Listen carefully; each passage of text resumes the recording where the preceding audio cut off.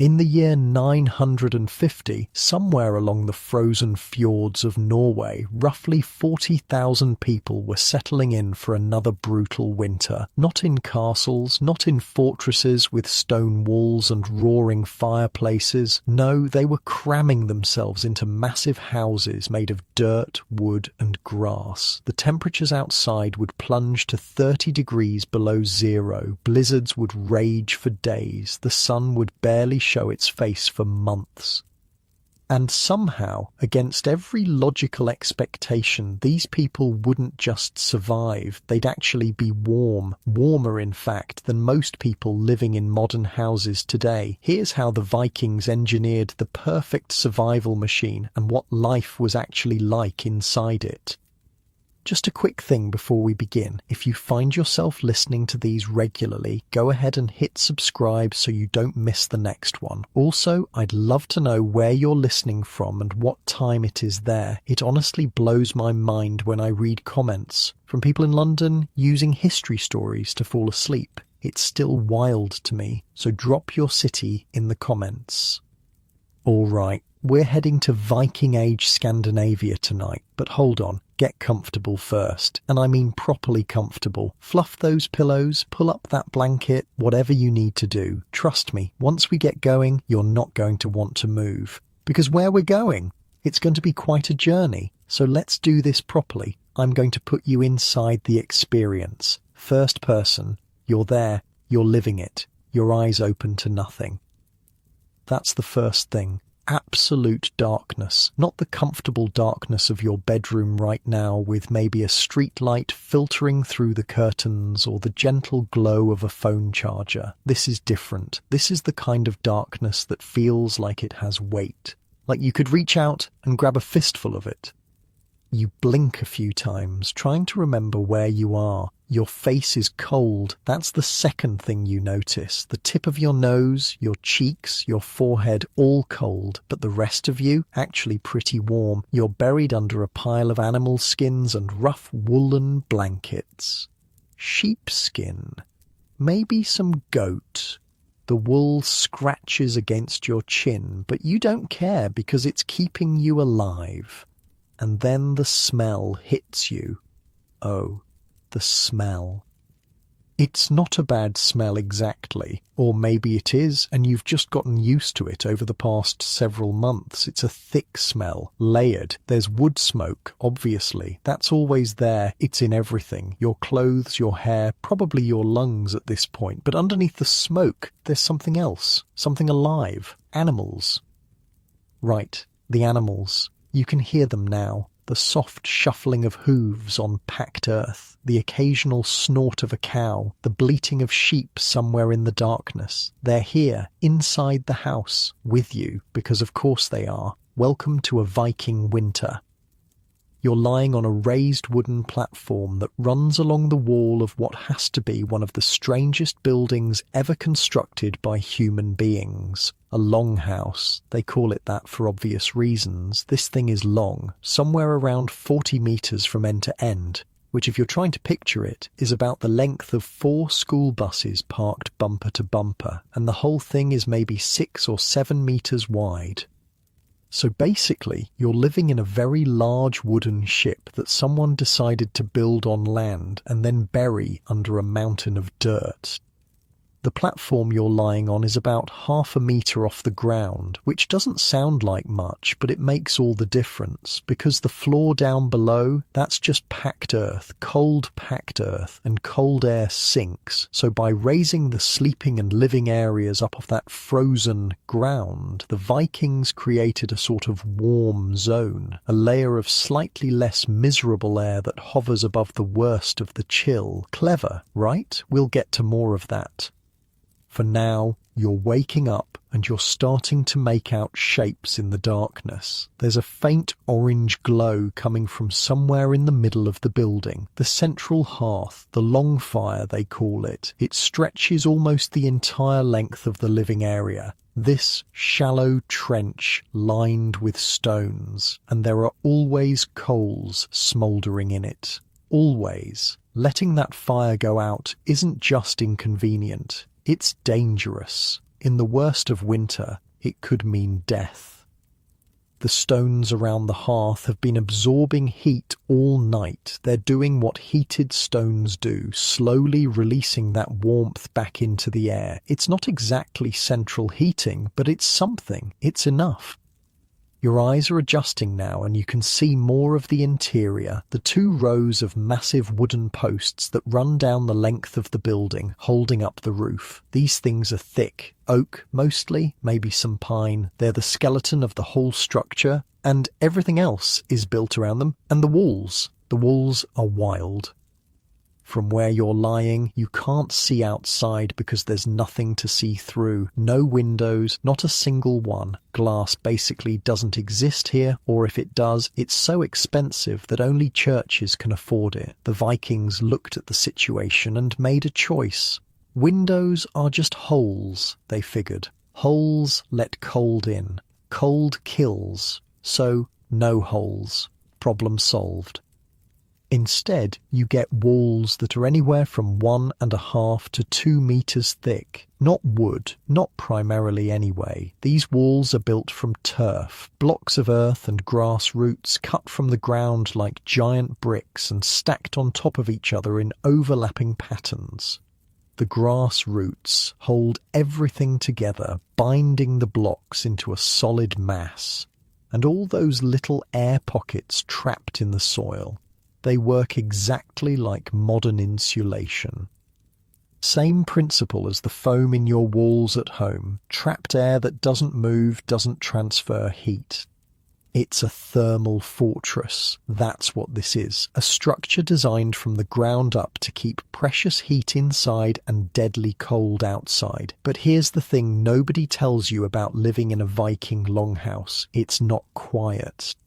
There are probably 30 or 40 people sleeping in this building with you right now. Extended family, workers, maybe a few thralls, which is the polite Viking word for slaves. Everyone's here. The head of the household, his wife, their kids, his brothers and their families, the hired help, the not-so-voluntary help. And somewhere in the back third of the building, separated by nothing more than a low wooden partition that doesn't even reach the ceiling, there are a dozen cows and twice as many sheep and goats. So, there's snoring, there's the occasional cry from a baby who doesn't care what century it is. Babies are going to wake up at inconvenient hours. There's the constant background noise of livestock being livestock, and underneath it all, the soft crackle of the coals in the hearth. It's actually kind of peaceful in a weird way, once you get used to it.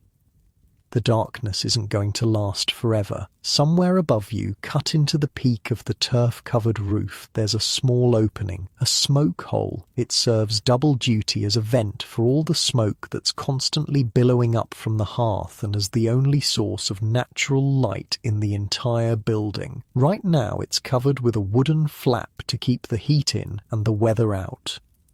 But as the household starts to wake, someone will open it and a pale grey northern light will filter down into the gloom. That's your morning sun, a grey rectangle in a dark ceiling. Get used to it. For the next several months, that's about as bright as your life is going to get. You sit up slowly, careful not to kick whoever's sleeping next to you, your sister maybe, or your aunt. Privacy is not really a concept here. Everyone lives together, works together, sleeps together. There's something to be said for the arrangement, actually. All these bodies in one enclosed space generate heat. Human beings are basically furnaces. We burn calories and produce warmth. Put 40 of us in a well-insulated box and you've got a significant heating system running around the clock for free. The Vikings understood this. That's why they built their houses to contain whole communities rather than individual families. It wasn't just about social bonds and keeping the clan together, though that was part of it. It was practical thermodynamics. More bodies equals more heat equals survival. Heat. Someone's stirring near the hearth. One of the women, probably your mother or maybe the thrall who handles the morning cooking. She's coaxing the coals back to life, adding small pieces of dried wood, blowing gently on the embers until flames start to lick upward. The light grows stronger. You can see the smoke now rising in lazy curls toward the blackened rafters above. Those rafters are interesting. They're covered in soot, years and years of accumulated soot from the constant fire below. And here's the thing, that soot isn't just a cosmetic issue, it's actually protective. The smoke saturates the wood over time, killing off the insects that would otherwise bore into the beams and weaken them. It's like smoking meat, but for architecture. The whole building is being slowly preserved by the same smoke that's making your eyes water. Your chest feels tight some mornings. That's normal. Everyone's chest feels tight. The air quality in here is not great by modern standards. The smoke has to go somewhere before it finds its way out through that hole in the roof, and that somewhere is the upper portion of the room. There's basically a permanent layer of haze hanging in the air above head height. You learn to stay below it. Sit, don't stand. Lie down, don't sit up too fast. But you survive. That's the important thing. Outside, the wind is howling. You can hear it pressing against the thick turf walls, trying to find a way in. It won't. This house was designed to defeat that wind. The walls aren't flat. They're curved outward in the middle like the hull of a ship. The Vikings built these structures using the same principles they used to build their famous longships. Let the wind flow around you instead of hitting you head on. And the entrance? Forget about finding a door on the end of the building where the wind would smash right into it every time you opened up. The doors are always on the long side walls, facing away from the prevailing winter gusts. And they're not just doors, they're an entire system.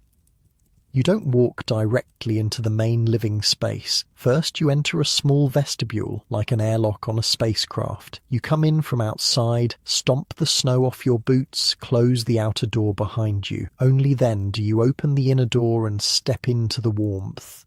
2 doors. 2 barriers between you and the lethal cold outside. The icy air never gets a straight shot into the heated interior.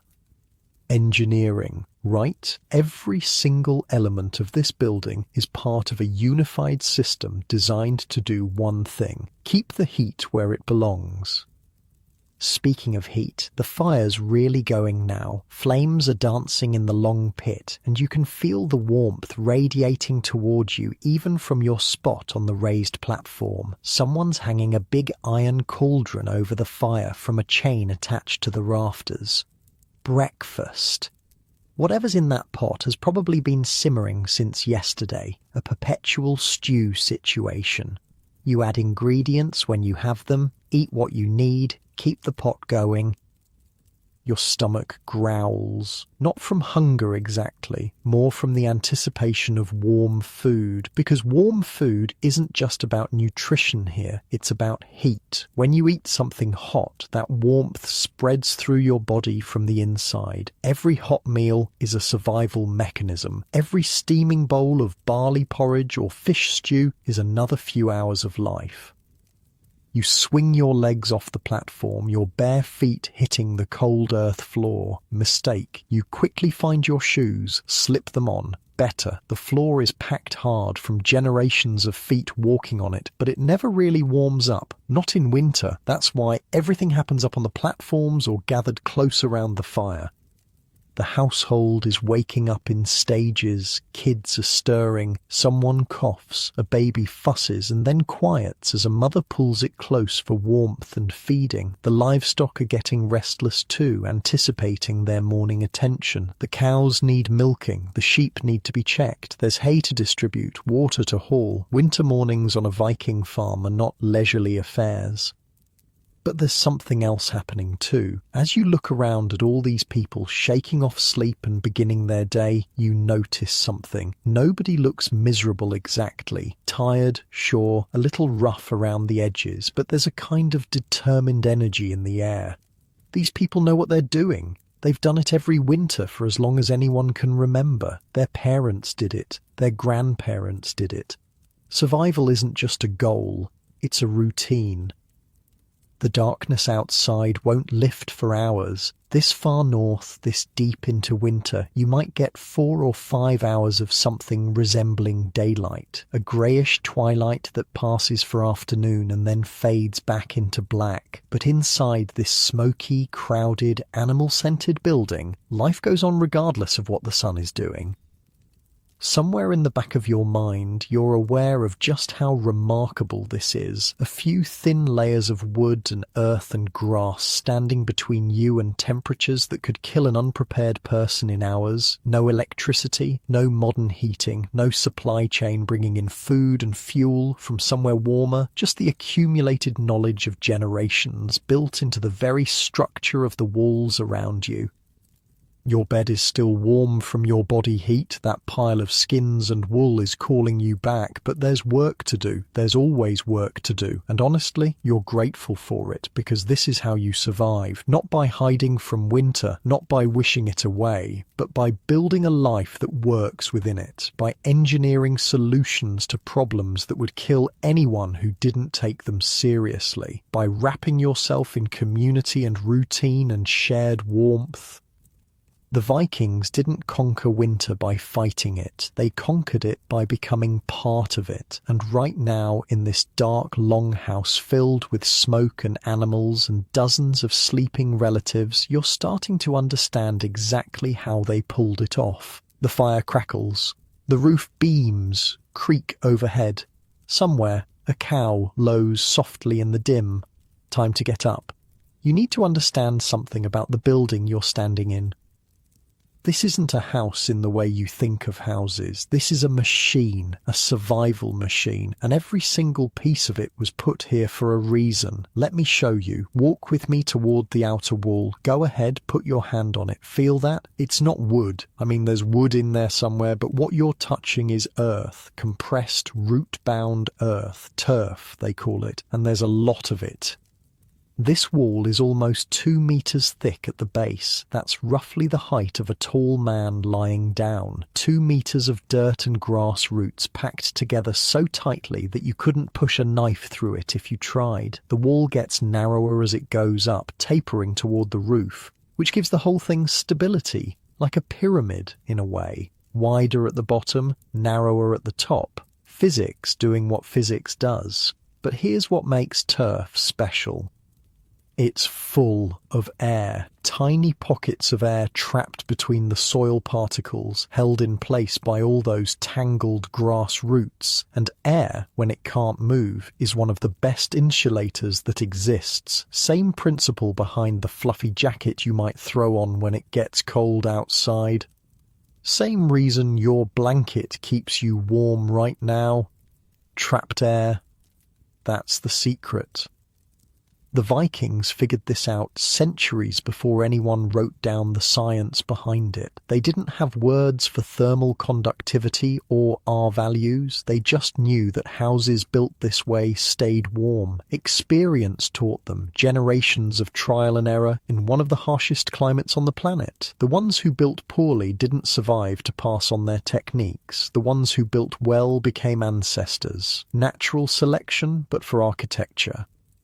Now look down. See that line of flat stones running along the base of the wall? That's not decoration, that's engineering. Wood rots, that's the problem with wood. It's strong and versatile, and you can do almost anything with it, but the moment it touches damp earth, the clock starts ticking. Moisture seeps in. Fungi move in after that. Given enough time, even the thickest oak beam will crumble into nothing. So, the Vikings created a barrier, a belt of stones running the entire perimeter of the building, lifting the wooden frame just high enough off the ground to keep it dry. The stones don't rot, they don't absorb water the way earth does, they just sit there, doing their job, keeping the wood alive. Simple. Obvious once you think about it, but someone had to think about it first. The wooden frame itself is something else entirely. Look up. See those massive posts running in 2 parallel rows down the length of the building. Count them if you want. There are probably a dozen on each side, maybe more in a house this size. Each one is a full tree trunk, stripped of branches and bark, the base buried deep in the ground for stability. Oak, mostly, sometimes pine if oak wasn't available. These posts are the bones of the building. Everything else hangs off them. The roof beams span from post to post, creating the peaked shape you see overhead. Smaller poles and planks fill in the gaps, forming a solid decking, and on top of that decking, more layers, because nothing here is ever just one thing. First comes the birch bark. You've probably seen birch trees before. White bark that peels off in papery sheets. Beautiful stuff. Also naturally waterproof thanks to the resins in the bark. The Vikings collected this bark in large sections, laid it out across the roof, decking like shingles, overlapping each piece so water would run down and off rather than seeping through. A natural rain jacket for the whole building. On top of the birch bark goes the turf, same material as the walls, heavy blocks of earth and grass, 2 or 3 layers deep, weighing several tons when you add it all up. This is why those wooden posts need to be so thick. They're not just holding up a roof, they're holding up a small hill. But that hill does something remarkable. In winter, when the heat from the hearth rises and meets the underside of the roof, it doesn't just escape into the sky. The thick layer of turf holds it in, reflects it back down into the living space. The roof becomes a heat trap, a lid on the pot. Everything warm stays where it belongs. And here's the part that seems almost accidental, but probably wasn't.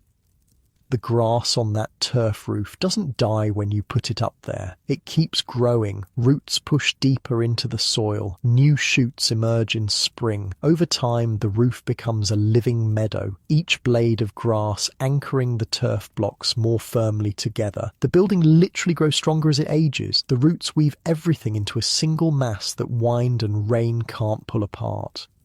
From the outside, a Viking longhouse looks like a grassy hill. Walk past one on a summer day and you might not even realize it's a building. It blends into the landscape so completely that it seems like the earth itself decided to form a shelter, which in a way it did. There's something poetic about that, living inside the land instead of just on top of it. But poetry doesn't keep you warm, physics does. And this building is a physics lesson made solid now about those doors. You've already experienced the vestibule, that small unheated room you pass through before entering the main space, the airlock, but let's talk about the doors themselves. Notice how low they are. An adult has to duck to get through. That's not an accident. When you open a door, cold air rushes in. Cold air is dense, it sinks, it hugs the ground. By making the doorway shorter than a standing person, the Vikings cut off the top portion of that cold air column. Less opening means less cold getting in.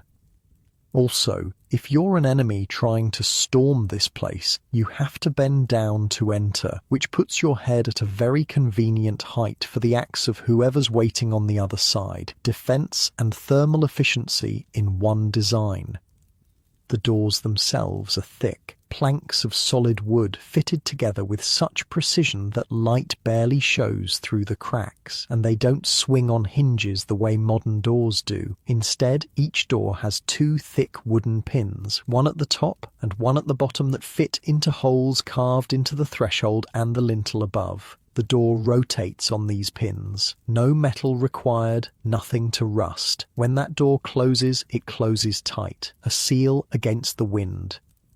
But wait, if there are no windows and only 1 or 2 heavily insulated doors, how does anyone see anything? How do they breathe? Look up again, that dark rectangle near the peak of the roof directly above the hearth. That's the smoke hole, the leora they call it. And it's more complicated than it looks. There's a wooden frame up there, fitted with a cover that can be opened or closed using a long pole that stands near the fire. During the day, when you need light and ventilation, you open it up. Smoke pours out, daylight filters in. At night, or when the weather turns particularly vicious, you close it down to trap every bit of warmth you can. Managing that smoke hole is an art. Open it too wide and you lose heat. Close it too tight and the smoke builds up until you can't breathe. The sweet spot is somewhere in between, constantly adjusting based on wind direction, weather conditions, how hot the fire's burning. Somebody in the household always has an eye on it. Usually an elder who's learned through decades of winters exactly how to read the smoke and the weather. The smoke itself isn't entirely bad news. Look at those rafters again, the ones blackened with soot. That coating isn't just dirt, it's protection. Wood-boring beetles hate smoke. The chemicals in it kill them, or at least drive them away, and the constant heat and smoke drying out the wood makes it less hospitable for the fungi that cause rot. The building is essentially smoking itself the same way you'd smoke meat to preserve it. The process takes years, but it works. Some of these longhouses stand for generations, their timbers harder and more durable than the day they were cut.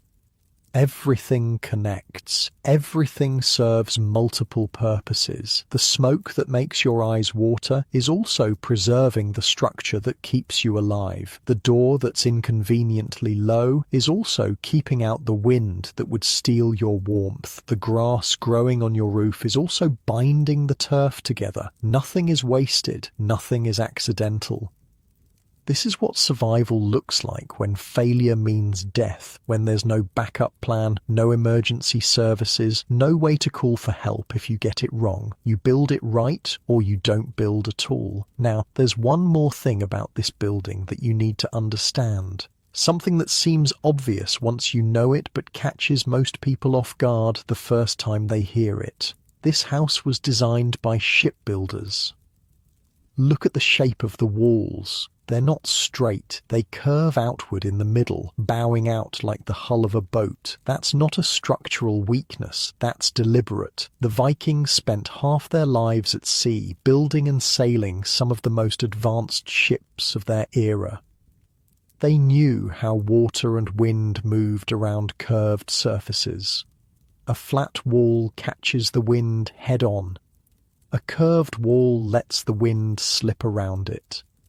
Same principle applies to water. Rain hitting a curved surface runs off. Rain hitting a flat surface pools and seeps through cracks. The longhouse isn't just shaped like a ship for aesthetic reasons. It's shaped like a ship because ship shapes work.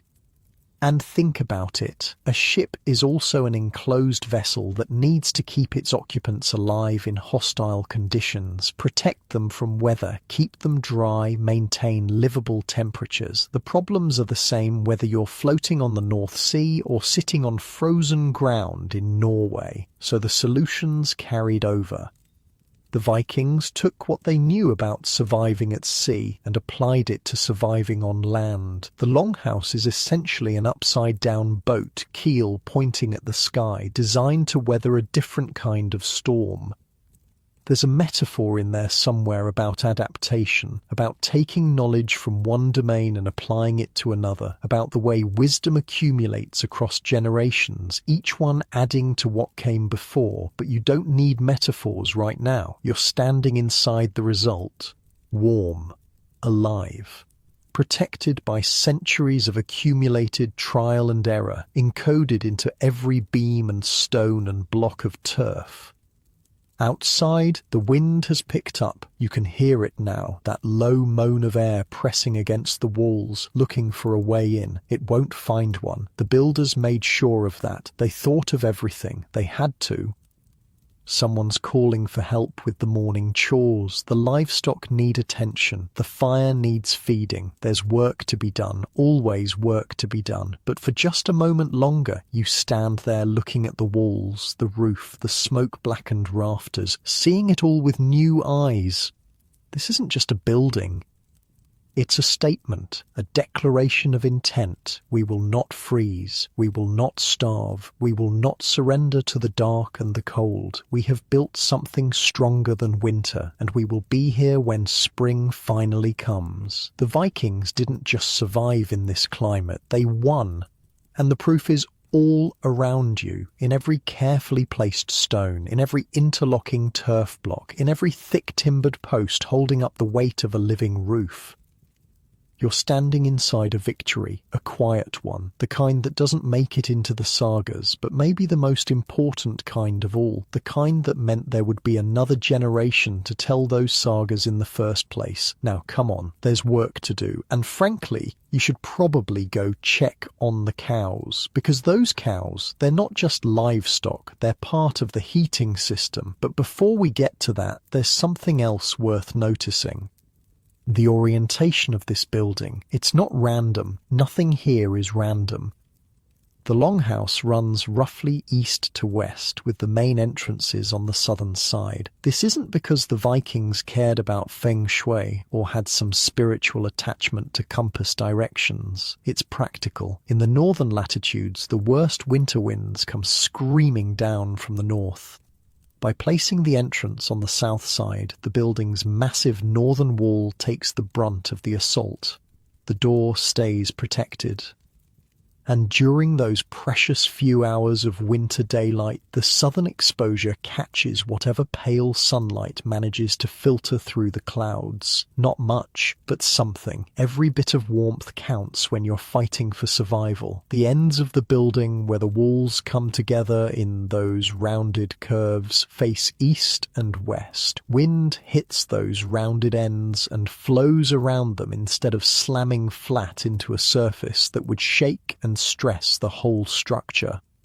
It's like the building is swimming through the winter, prow facing into the storm, stern trailing behind, everything streamlined for survival. This building is the accumulated wisdom of centuries, rendered in wood and stone and turf. And it works. Right now, with the temperature outside cold enough to freeze exposed skin in minutes, you're comfortable. Not toasty warm, maybe. Not like sitting in front of a modern furnace, but comfortable, alive.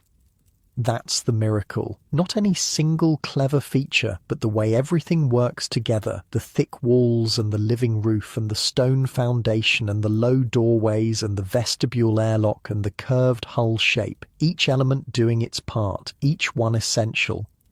Remove any single piece and the whole system starts to fail, but get it all right, balance every element against every other element, and you get this, a building that can keep dozens of people and animals alive through 6 months of darkness and cold.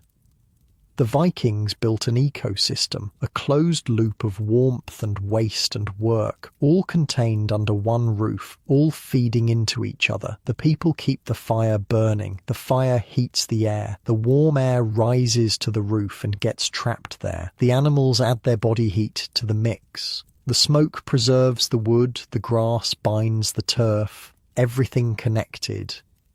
And all of it, every beam and block and stone was put here by hand. No power tools, no cranes, just people and their animals and whatever they could find or grow or cut from the land around them. Makes you appreciate what they accomplished. These weren't primitive people fumbling in the dark. These were engineers working at the highest level their technology allowed. The wind howls outside. The fire crackles. Somewhere in the back of the building, a cow shifts its weight, and you're warm. That's the victory. That simple fact. You're warm. Now come on. The day's getting started and those cows need attention because like I said, they're not just livestock. They're part of the heating system and that's what comes next. Walk toward the back of the longhouse with me. Past the central hearth, past the raised platforms where people are starting to stir, past the wooden posts that hold everything up. Keep walking. You'll know when you've arrived. Your nose will tell you. There's a low wooden partition here, maybe waist high. Not much of a barrier really, more of a suggestion, a boundary marker that says, on this side, humans, on that side, something else. You step over it and suddenly you're standing in a different world, or the same world, just a lot smellier. Welcome to the barn section, the FJOs if you want to call it what the Vikings called it, home to maybe a dozen cows, twice as many sheep, a handful of goats, and yes, there's a horse down at the far end, all of them under the same roof as you, all of them breathing the same air. Right now, in the grey pre-dawn murk, they're starting to wake up too. One of the cows turns her head to look at you, big brown eyes catching what little light there is. She makes a low sound in her throat, not quite a moo, more like a rumble, a greeting maybe, or a complaint. Hard to tell with cows. The smell is thick. There's no getting around it. Animal bodies, animal waste, animal breath. It's everywhere. It's in your nose, your mouth, probably soaking into your clothes right now. If you weren't raised with it, if you came from somewhere else and walked into this building for the first time, you'd probably gag. But you don't gag, because this is normal. This is Tuesday. This is just how everyone you've ever known lives. Animals inside with people. People inside with animals. The way it's been since before your grandparents were born. And here's the thing nobody talks about. It's warm here. Really warm. Warmer than the human section of the house, actually. The body heat from a dozen large animals packed into this enclosed space creates a temperature zone that would make modern heating engineers weep with envy. Think about it. A single cow produces somewhere around 3,000 to 4,000 BTUs of heat every hour. That's not nothing. That's like having a small space heater running constantly. Now multiply that by 12 cows. Add in the sheep and goats, each one a smaller but still significant heat source. Throw in the horse. What you've got is a living, breathing furnace that never needs fuel and never stops running. The animals generate this heat just by existing, by digesting food, by keeping their own bodies at operating temperature. They can't help it. It's what mammals do. And the Vikings, clever people that they were, figured out how to capture that heat and use it. The low partition between the living area and the barn isn't solid. There are gaps, some of them deliberate, some just the natural result of not sealing every crack. Air moves freely between the two spaces. The warm bovine breath from this end of the house mingles with the wood smoke from the hearth end, creating a circulation pattern that distributes heat throughout the whole building. And here's the physics part.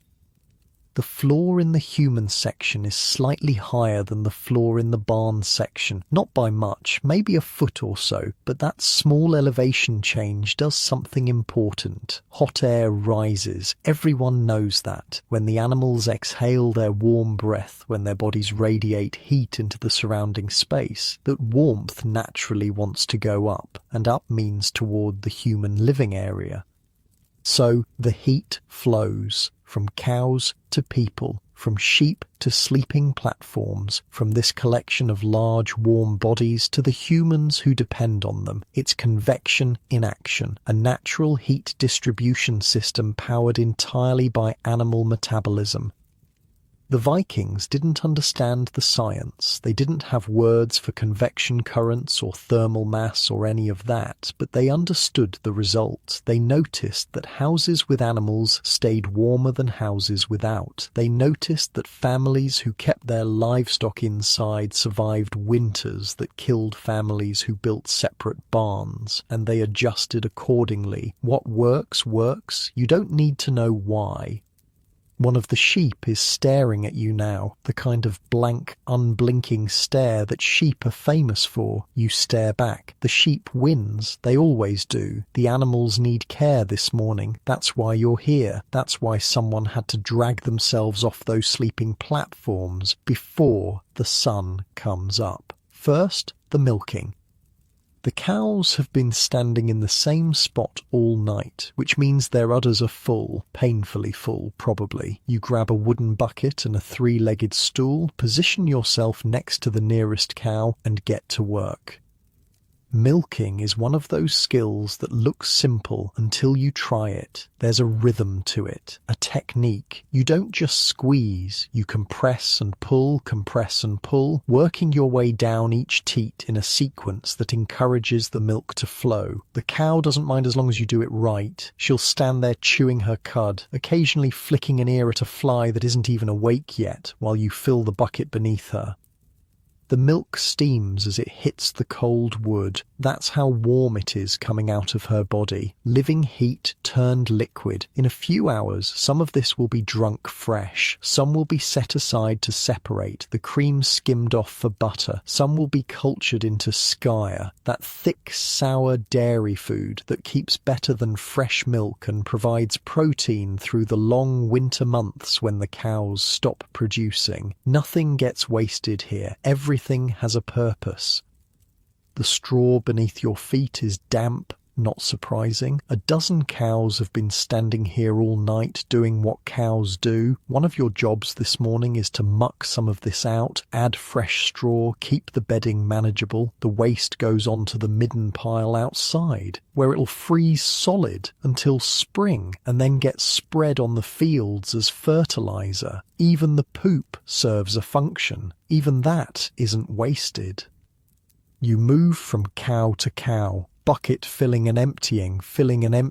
The sheep get milked too, though not as thoroughly. Their yield is smaller, but their milk is richer, good for cheese. The goats are next. They're the ones most likely to try to kick over the bucket, so you keep your wits about you. While you work, the animals are eating.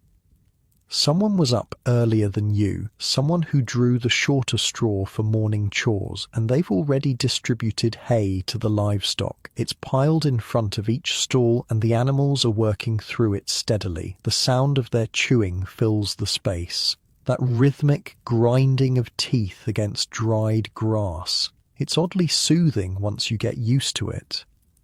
This hay is precious, maybe the most precious thing on the farm when you think about it, because without hay, the animals die, and without animals, the people die. The whole equation falls apart. Every summer, while the days are long and the grass is growing, everyone who can hold a scythe is out in the fields cutting hay, then drying it, then stacking it in the barn section of the longhouse packed tight to minimize spoilage. The amount of hay you harvest in summer determines how many animals you can keep alive through winter. Simple math with deadly stakes. A bad hay harvest means hard choices. Which animals do you slaughter early because you can't feed them? Which do you keep alive at all costs because they're your breeding stock? The decisions ripple out through the whole household, affecting everything from diet to economics to next year's survival odds. But this year the harvest was good. The haystacks are high, the animals will eat their fill all winter long, and there might even be some left over come spring. That's security, that's peace of mind, that's the difference between worry and something close to contentment. The horse at the far end of the barn isn't for eating, not usually anyway. Horses are different, more valuable for their labour than their meat. This one is a working animal, smaller than the horses you might picture from movies about knights in armour, more like a sturdy pony, really, but strong. Capable of pulling a plough through heavy soil or carrying a rider through deep snow. Right now, the horse is doing what horses do when they don't have to work, standing there, existing, producing heat, contributing to the household thermal budget without even trying. You finish with the goats and step back to survey the scene. The animals are fed, the milking is done. The worst of the overnight mess has been dealt with. The sky outside, visible through the barely opened smoke hole, is starting to shift from black to dark grey. Dawn is coming, or what passes for dawn this time of year, and you realise something. Your hands are warm. Not from the work, though that helped, from the animals themselves, from being in this space surrounded by large warm bodies that radiate heat like living stoves. You were cold when you stepped over that partition. Your fingers were stiff. Now they're flexible. Now they work properly. The animals warmed you up just by being here, just by being alive. That's the deal, isn't it? That's the arrangement at the heart of this whole setup. The humans provide shelter, protection from predators, food during the months when nothing grows. In return, the animals provide milk, wool, eventual meat, labor, and constant steady warmth. Each side giving something the other needs, both sides surviving together when neither could survive alone. There's a word for that, symbiosis if you want to get technical about it, but the Vikings just called it life, just called it normal. They didn't analyze it, they lived it. Now you're walking back toward the human section of the house, leaving the warm animal smell behind, moving toward the wood, smoke smell that dominates the other end. The fire has been built up. The cauldron is hanging over the flames. Someone is stirring something in a smaller pot. Breakfast is coming. The partition between barn and living space is behind you, but the heat from the animals is still flowing, still mixing with the hearth warmth, still keeping the whole building at a temperature that won't kill anyone. The two heat sources work together, fire and flesh, flame and body heat, supplementing each other through every cold hour of every cold day. Some nights, when the temperature drops so low that even the turf walls seem to strain against the cold, someone will add more fuel to the fire, and someone else will throw an extra armful of hay to the livestock because well-fed animals burn hotter. It's all connected, all part of the same system. You could step outside right now, push through the vestibule, emerge into the frozen world beyond these walls, feel what -30 actually feels like against exposed skin. But why would you? Everything you need is in here. Food, warmth, family, work, rest. Outside is death. Inside is life. Someone hands you a bowl of something hot. You don't even look to see what it is. You just hold it, letting the warmth seep into your hands, breathing in the steam. Behind you, a cow makes that rumbling sound again. Acknowledgement, maybe. Or just cow noise. Either way.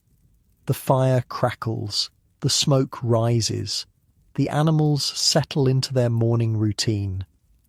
And somewhere in the back of your mind, you're grateful, not in a dramatic way, not in a way you'd ever put into words, but grateful nonetheless, for the walls that keep the wind out, for the fire that never goes cold, for the animals that share this space and this warmth and this life. Because without any piece of it, the whole thing falls apart. And without the whole thing, there's only winter, cold, dark, endless winter. But not for you, not here, not today. Today, you're warm. Today, you're fed. Today, you're surrounded by people and animals and work that needs doing and a world that makes sense, even if it's hard. That's what survival looks like when you're living it from the inside. Not heroic, not dramatic, just persistent, just warm enough, just fed enough, just alive enough to do it all again tomorrow. The day is starting. There's so much more to do. But first, a moment. You sit down on one of the raised platforms close enough to the hearth to feel its warmth on your face. The bowl in your hands is still hot, some kind of porridge thick with barley, maybe some dried berries mixed in. You eat slowly, savouring each bite, because hot food is a blessing, and because rushing through meals is for people who don't understand how hard it is to produce every mouthful. Around you, the household is coming to life. Kids are being roused from sleep, rubbing their eyes, complaining. Women are organising the day's tasks. Men are checking tools, making plans, arguing mildly about something that probably doesn't matter. The noise level rises. Someone laughs. A child shrieks. Not in distress, just in the way children shriek. One of the dogs by the fire stretches and yawns, then curls up tighter against the warmth. This is community, this is family, this is what it means to live so close that you can't help but know everything about everyone. You can't hide anything here. There's no space for secrets in a house this size. Sometimes that intimacy is suffocating. Sometimes you'd give anything for a room of your own. But when the wind is howling outside and the darkness seems endless, there's comfort in being surrounded by people. There's warmth beyond what the fire provides. You finish your porridge and hand the bowl to someone collecting them. Across the long space through the smoke haze, you can see the animals in their section. One cow has laid down. The sheep are clustered together, a woolly mass. The horse is still standing, probably asleep on its feet. They'll be there all winter. The cold outside would be fatal, so they stay. They share the space. They contribute their heat. There's something almost peaceful about it, the steady presence of the animals, the rhythm of their breathing. They anchor the household in something primal. Outside, the world is white and grey and hostile, snow piled against walls, wind finding every gap, screaming through valleys. But in here you're protected, insulated by earth and grass and animal warmth, the fire burning low but steady. This is what survival looks like, not a sprint, a marathon, a long, slow grind through dark months, doing the same tasks day after day, waiting for the world to thaw. And somehow it works. It works because every element is in place. Remove any piece and the whole thing collapses, but keep every piece working together and you get this, a warm space in a frozen world. You stand up, stretch, there's work to do. But for just this moment, standing by the fire, full of hot food, surrounded by family and livestock and warmth, you allow yourself to feel something like contentment. Not happiness exactly, that's too strong a word for this life, but contentment. The quiet pride of surviving another night, being part of a system that works. Someone's calling your name. Time to get moving. The day is waiting. Let's talk about what's in that cauldron. Because food in a Viking winter isn't just fuel, it's the difference between life and death. And everything about how you eat, what you eat, when you eat has been worked out over generations of people who got it wrong and didn't survive to try again. The big iron pot hanging over the fire right now has been simmering for days, maybe weeks. Nobody really knows when it started because nobody ever really empties it. This is the perpetual stew, the forever pot. You add things when you have them. You take things out when you're hungry. The fire never stops, and neither does the cooking. Right now there's probably some barley in there, some dried fish that's been soaking long enough to soften, maybe some root vegetables from the storage pit, onions, leeks, whatever's available. It all goes in, it all cooks down. The flavours layer on top of each other until the broth is thick and rich and tastes like everything and nothing at the same time. You've eaten from this pot every day of your life. So did your parents, so will your children. Someone hands you a wooden bowl and you scoop some out. It's hot. That's the main thing. Hot enough to spread warmth through your chest, down into your stomach, out into your limbs. You eat it slowly, not because you're savouring the taste, but because hot food is precious and you want to stretch out the warming for as long as possible. There's bread too. Flatbread, mostly. Dense stuff made from barley flour, maybe some oats mixed in, not the soft fluffy bread you might be imagining. This is the kind of bread you could use to knock someone unconscious if you swung it hard enough, but it fills you up. Carbohydrates that burn slow and keep you going through hours of cold work. Sometimes when times are harder or stores are running low, the flour gets stretched with other things. Ground peas, dried seaweed. In really desperate years, even pine bark gets mixed in. You eat what you have. Complaining isn't an option when the alternative is starving. But let's back up. Because what you're eating now, in the dead of winter, is the result of work done months ago. Work done when the sun was up and the world was green and death felt like a distant problem. Food preservation.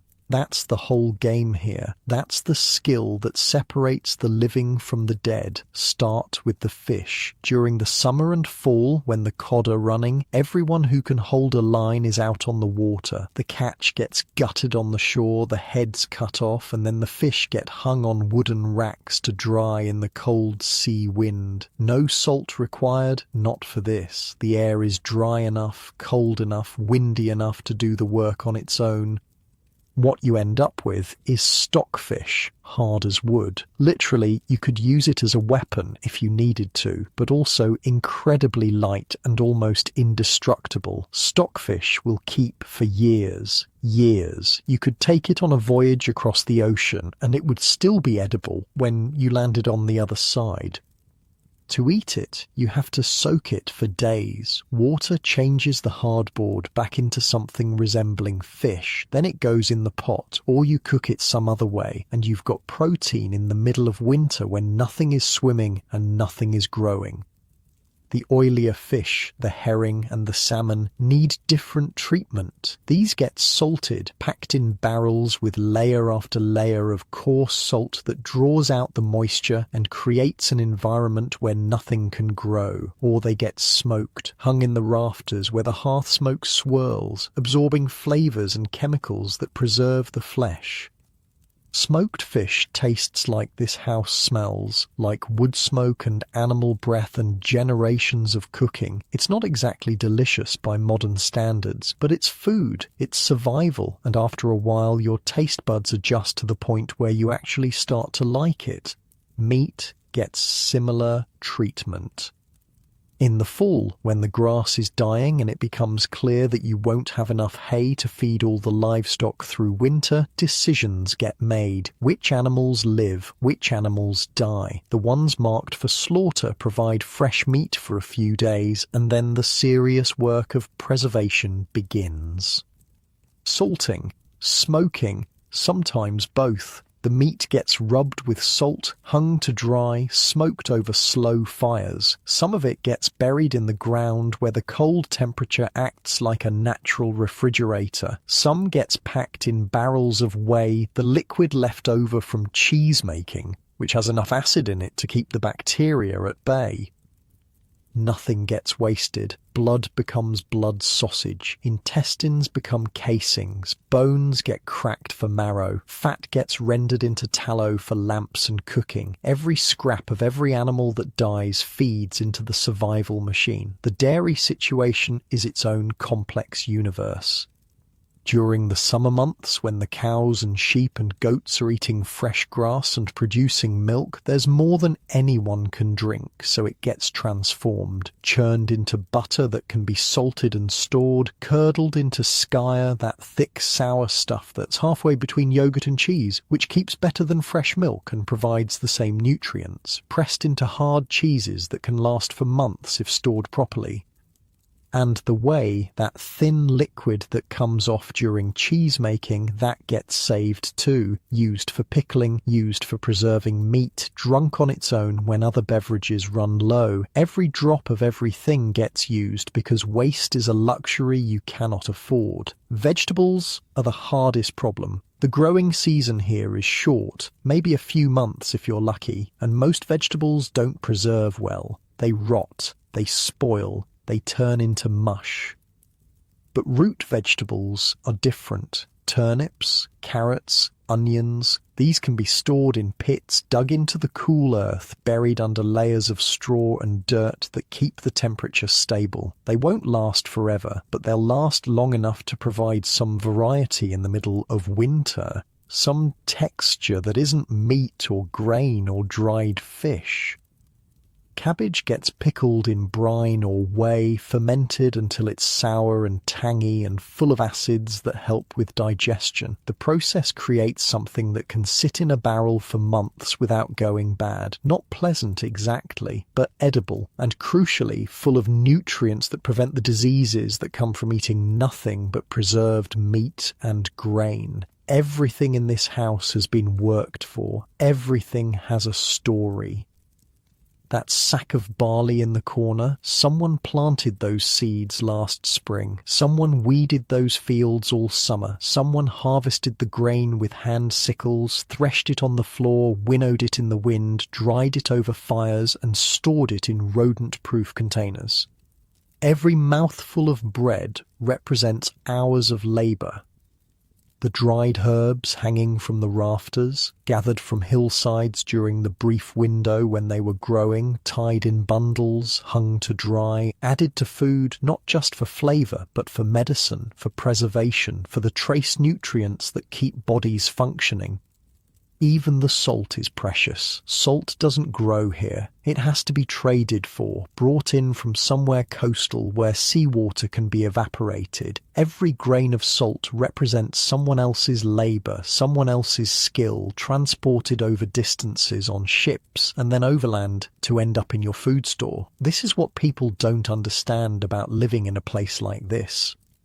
Every bite of food in winter was earned during summer. Every calorie consumed during the dark months was stored during the light months. There's no running to the market when supplies run low, no next day delivery, no fallback plan. You preserved enough or you starved. Simple as that. The children know this from the time they can walk. They help with the work as soon as they're able. Gathering, carrying, stirring, learning the skills that will keep them alive when they're running their own households. This knowledge isn't written in books. It passes from hand to hand, mouth to mouth, generation to generation. You finish your bowl of stew and set it aside. Someone else will use it for the next meal. In the pot, the contents continue to bubble and blend. 2 meals a day. That's the pattern here. The first meal, the dagmal, comes sometime in the morning after the initial chores are done, usually leftovers from the night before. The stew that's been simmering all night, the bread that's getting a bit stale, maybe some dried fruit if there's any left. Quick fuel to get through the morning work. The second meal, the natmal, comes in the evening when the day's labour is done. This is the bigger meal, the social meal, the one where everyone gathers around the long fire and eats together. More stew, fresh bread if someone had time to bake, maybe some dried fish or smoked meat, possibly some butter to spread on things, or cheese or skyer. The 2-meal system isn't about scheduling, it's about fuel conservation. Your body only needs so much food, and spreading it out through 3 or 4 smaller meals would require more fire, more heating, more calories spent on preparation. 2 meals means 2 cooking sessions. Efficient, practical. Everything here is practical. Someone's offering you ale now. It's weak stuff, watered down, more about hydration than intoxication. Water here can't be trusted unless it's been boiled, and boiling takes fuel. But ale, fermented from barley, is naturally sterilized by the brewing process. Safe to drink, slightly nourishing, mildly warming. The children drink it too, the weak version anyway. It's safer than water and it provides a few extra calories. The stronger stuff, the ale that actually has a kick to it, that gets saved for special occasions, feasts, celebrations, moments when getting a bit drunk is acceptable, because the work can wait until tomorrow. And mead, honey, wine. The good stuff, that's rarer still, precious enough to be hoarded, brought out only when there's something worth celebrating, a wedding, a successful raid, the return of someone who was gone too long. Mead tastes like sunshine and sweetness, a reminder that somewhere beyond this cold, dark winter, flowers bloom and bees work and warmth exists. But that's not for today. Today is just another winter day. Food gets eaten, work gets done, the fire keeps burning, the stew keeps simmering. It's monotonous maybe, the same meals, the same routines, the same faces, but monotony means survival. Monotony means you figured out a system that works and you're sticking to it. Monotony means you'll probably still be here when spring finally comes. And spring will come. It always does. The days will lengthen, the snow will melt, the grass will grow again, the cycle will restart, but that's months away. For now, there's just this smoky room, this hot food, this community of people who know how to survive because their ancestors figured it out and passed it down. You're one link in a chain that stretches back centuries, and if you do your part, the chain will stretch forward too, into futures you can't imagine, into winters you won't see. That's what the food in that pot really represents, not just calories, continuity, the ongoing defiance of a people who refuse to let the dark and the cold have the final word. Somewhere across the room, a child is crying about something. A man is arguing with his brother about whose turn it is to chop wood. A woman is singing softly while she works, an old song that everyone knows. Life goes on, that's the whole point. Between meals, the work never stops, it just changes shape. The men, when not tending animals or maintaining the building, work on equipment, repairing tools, sharpening blades, fixing fishing nets. A man near the fire is bent over a piece of wood, using a small knife to shape it into something. The Vikings are makers. If they need something, they make it. If something breaks, they fix it. Metal is precious. Iron tools get passed down through generations, repaired and re-edged until nothing remains but a sliver of steel that still holds an edge. When something breaks beyond repair, the metal gets melted down, forged into something new. Nothing is ever really gone. The older boys are learning these skills right now, sitting near their fathers, watching careful hands demonstrate techniques, trying themselves, failing, trying again. No formal school here, just the endless practical education of watching and doing. And the women are never idle. That steady, rhythmic clicking you hear underneath everything else, that's the loom. One woman is working the large upright loom against the wall, passing the shuttle through warp threads, building fabric one row at a time. It takes forever. A single piece of cloth large enough for a tunic might take weeks. A ship's sail could take years. The wool has to be cleaned first, carded, spun into thread on drop spindles that women carry everywhere, working them in spare moments. The thread gets dyed with colours from plants and lichens, blues from woad, reds from madder, yellows from onion skins. Only after all that work does weaving begin. Every piece of clothing you're wearing represents months of someone's labour. The socks on your feet, the tunic on your back, all handmade, all precious. When clothes wear out, they get patched. When patches fail, the fabric gets cut into something smaller. Old tunics become children's clothes. Old children's clothes become rags. Old rags become stuffing for mattresses. The cycle continues until nothing remains. This is what scarcity teaches, the absolute refusal to waste anything that might have remaining use. The children are playing now, a cluster in the corner, some game with carved pieces and lots of arguing about rules, but play is always interrupted by work. A child old enough to carry can carry water. A child old enough to stir can stir pots. A child old enough to card wool can sit for hours preparing material for someone else to spin. You watch one of the younger ones, maybe 4 years old. She's attempting to use a drop spindle. Her hands are clumsy. The thread she's producing is uneven, but she's trying. In a few years, she'll be as skilled as anyone here. That's how knowledge survives. Not in books, in the hands and muscle memory of people who learned by doing. The fire needs fuel. Someone gets up to add wood, choosing pieces carefully. Hardwood for slow burning through the night, softwood for quick flames when you need light. Even the fire is managed with accumulated skill. Outside, the wind has died down. The building isn't creaking as much. The relative silence feels almost strange. Maybe this is a good time to go outside, to see the world beyond these walls, to experience what the Vikings are protecting themselves against. Or maybe it's better to stay here, by the fire, with the community that makes survival possible. Watch the woman by the loom for a moment, not the young one learning, the older one, the one whose hands move with the kind of speed that only comes from decades of practice. Watch how the shuttle flies through the warp threads, how the beater comes down with exactly the right force, how the pattern emerges row by row without her even seeming to look at it. She's the husfreyja, the lady of the house, and if you think that means she's just the headman's wife with a fancy title, you haven't been paying attention. See that ring of keys hanging from her belt? Those aren't decoration. Those keys open every chest in this building. The food stores, the silver, the extra blankets and clothes, the trading goods, everything the household owns, everything it needs to survive, passes through her hands.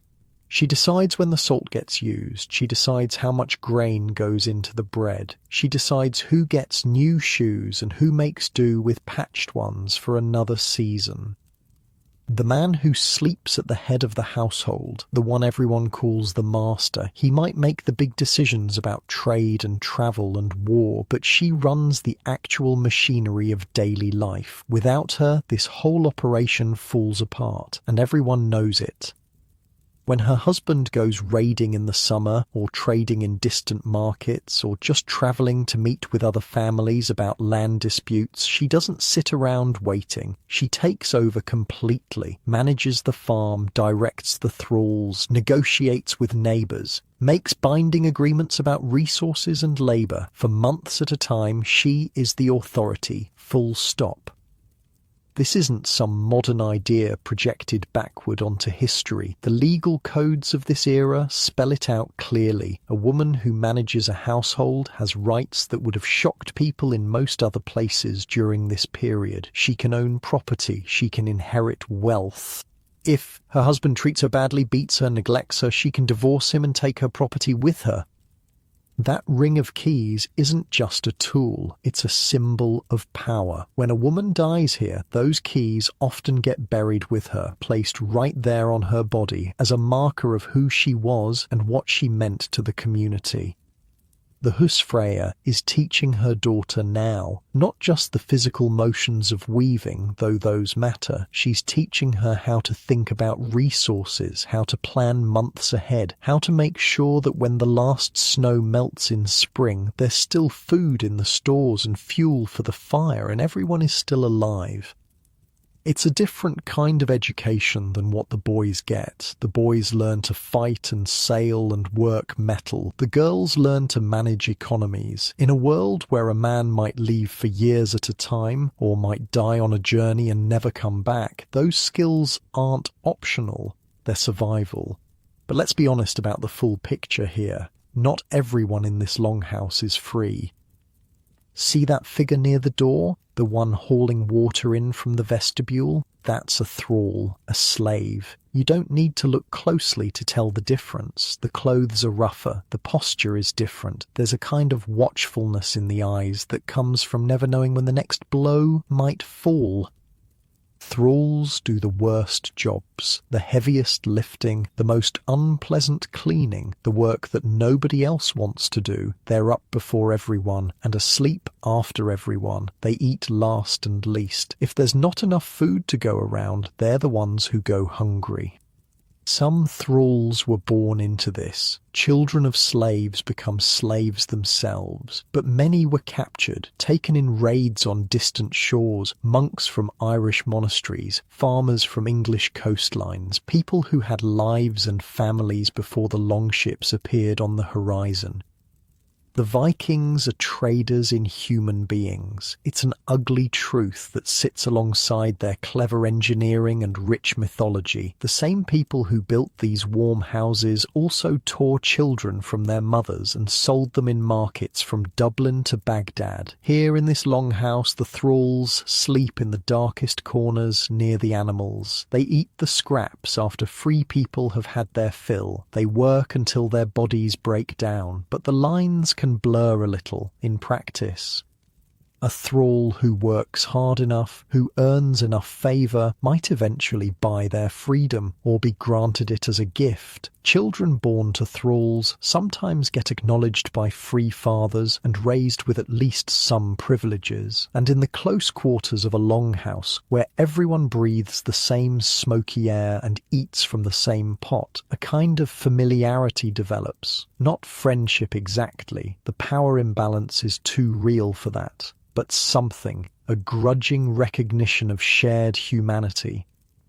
The thrall by the door is carrying water for everyone. The water will boil in the cauldron. It will become part of the stew that feeds the whole household. In that sense, the thrall's labour is woven into every meal, every moment of warmth, every hour of survival. This is the complicated reality of community here. Everyone depends on everyone else, free and unfree, men and women, adults and children. The hierarchy is real and enforced, but the mutual dependence is real too.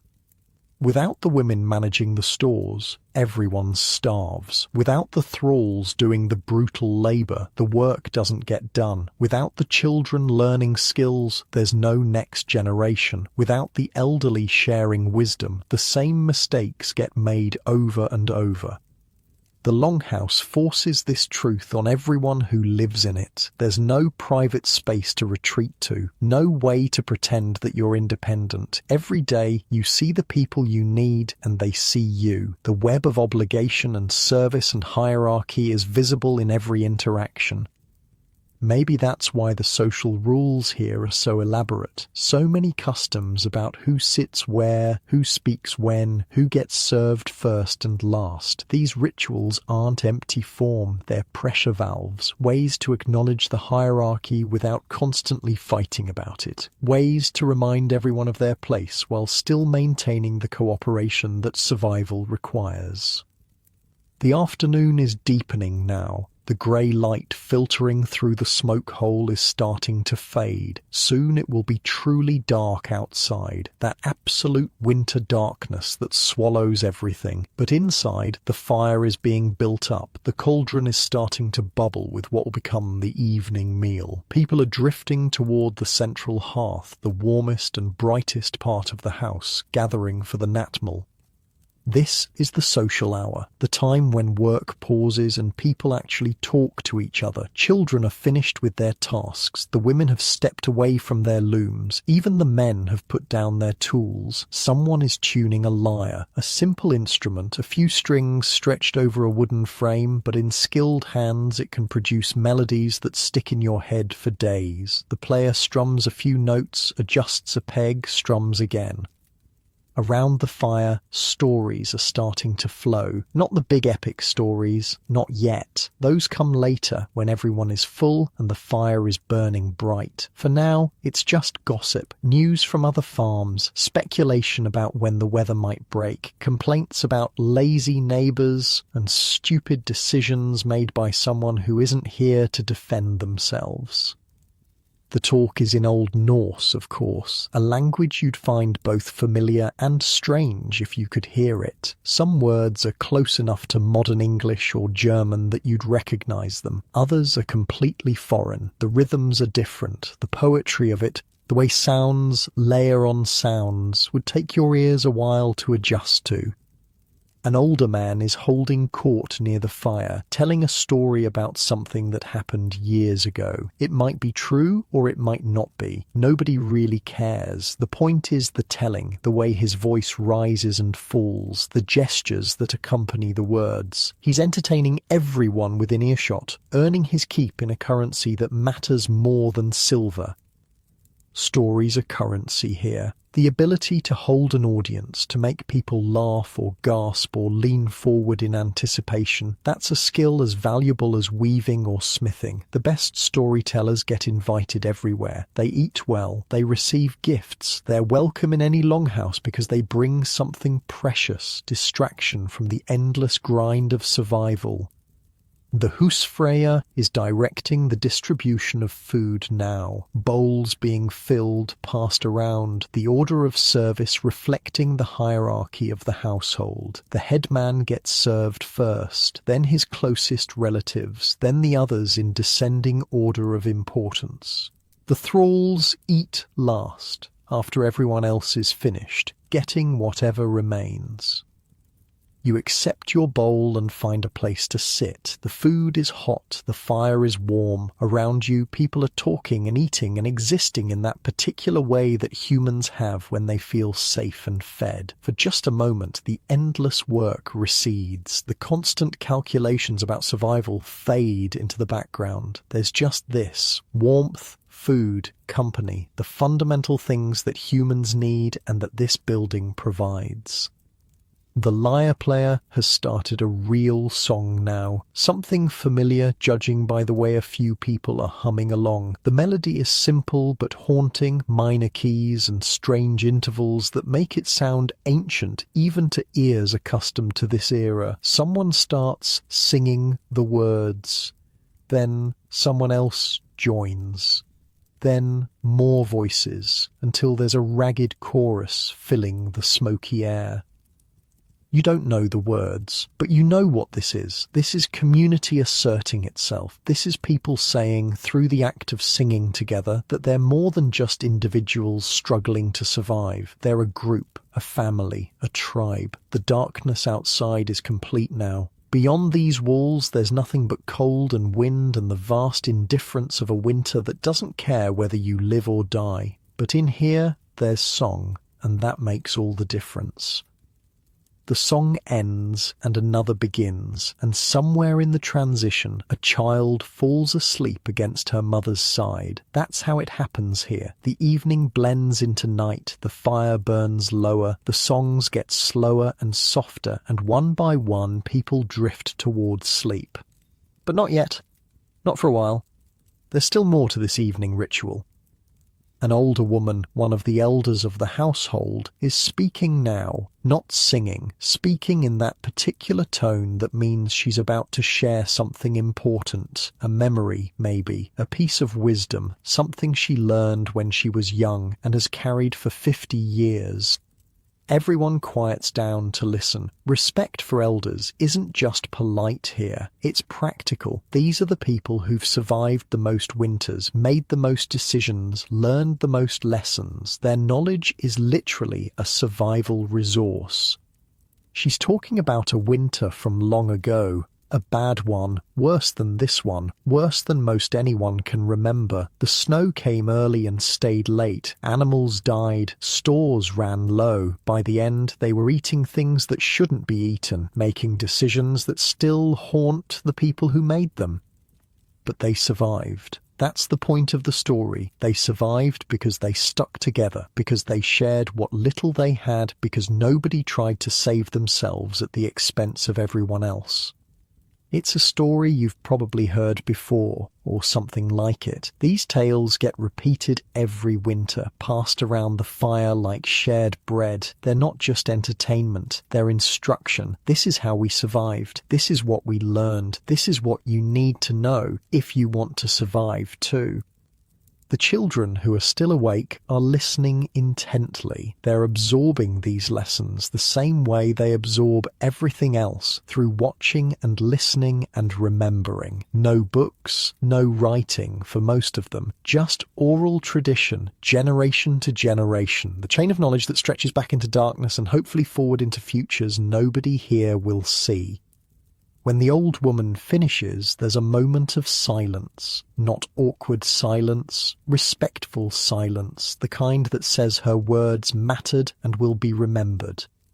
Then someone else starts talking, a different story, a lighter mood, something funny this time, a tale about a man who got drunk and tried to fight his own shadow, or a woman who accidentally traded her husband's best cloak for a pig that turned out to be pregnant with 12 piglets.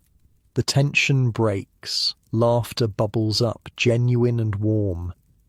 This is the rhythm of winter evenings, serious and silly, teaching and entertainment, all woven together. The darkness outside might last for months, but these people have learned how to fill it with something other than despair. You're getting tired now. The warmth of the fire, the weight of food in your stomach, the hypnotic effect of voices rising and falling in the firelight. Your eyelids are getting heavy.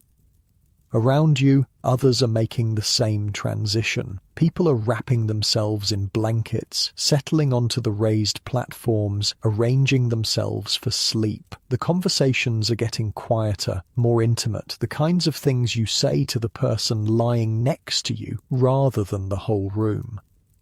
A few people will stay up later. Someone needs to tend the fire, make sure it doesn't go out and doesn't spread. Someone will keep watch, though against what exactly isn't clear. Wild animals, maybe, strangers, the thousand small things that could go wrong in the night.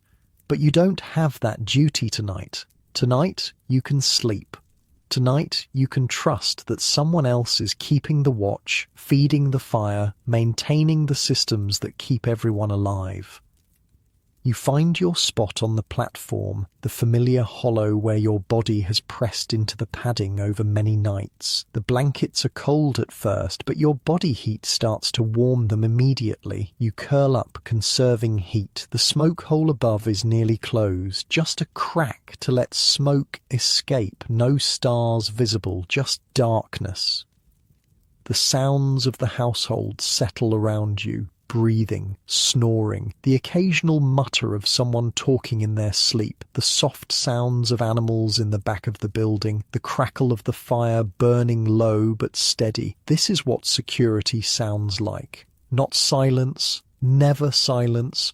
This constant murmur of life, of other beings existing alongside you, each one contributing to the warmth and the sound and the feeling that you're not alone.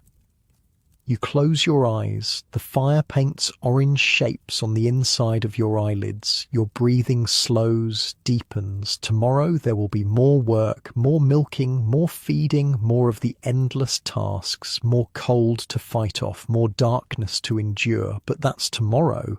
Right now, there's just this, the warmth, the weight of blankets, the presence of other people. Right now, you're safe. Right now, you're warm. The fire crackles softly. The wind moans outside, unable to find a way in.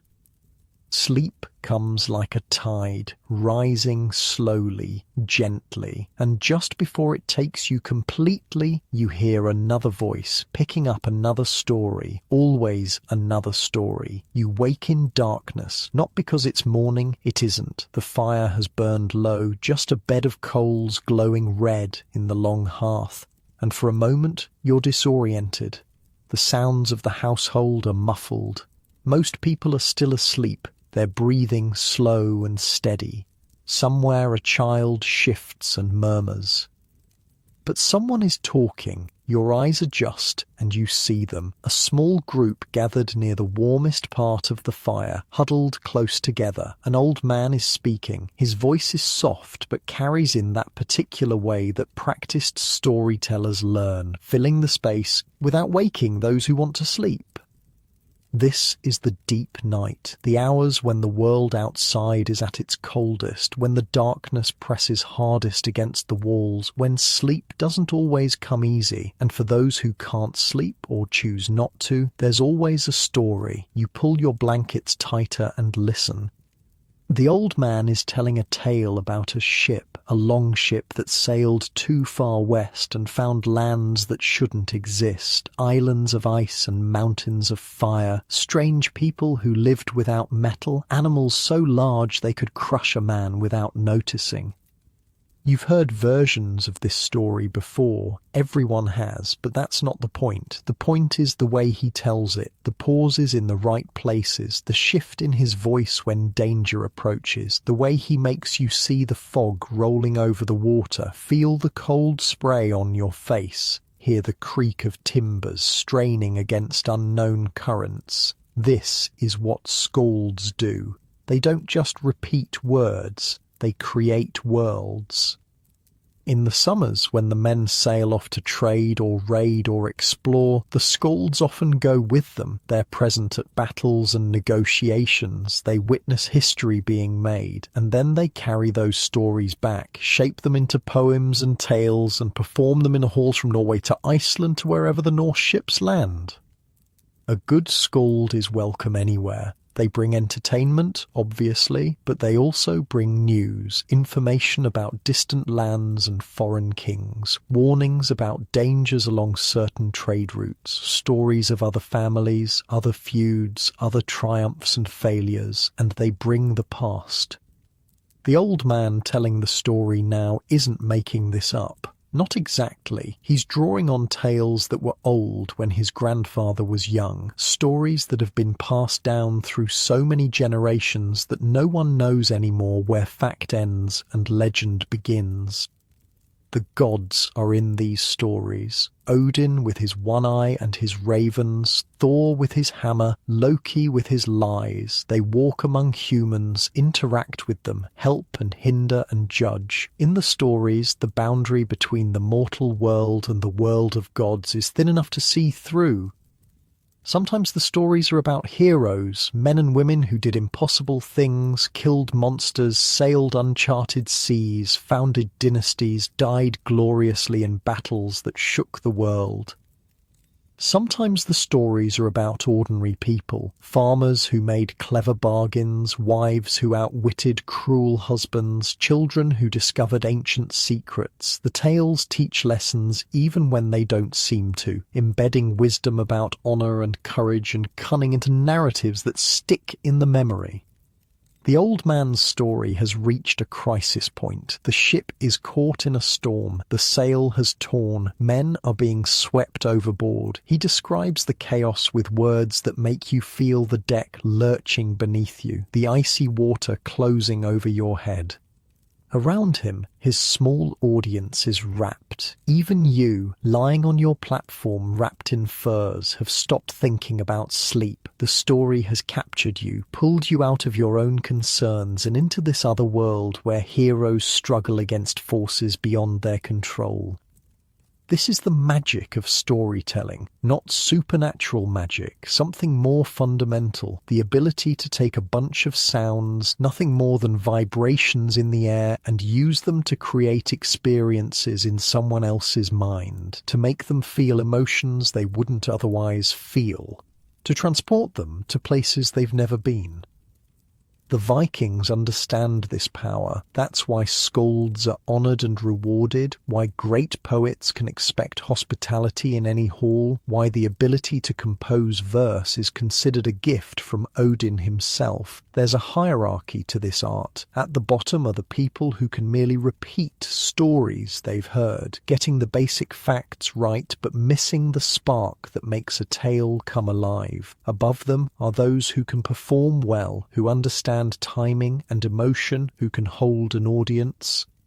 At the top are the true skalds, the ones who can create new poems in the complex meters that tradition demands, who can take an event they witnessed and transform it into something that will be remembered for centuries, who can speak to kings and not merely flatter them but capture the essence of their deeds in words that will outlast stone monuments.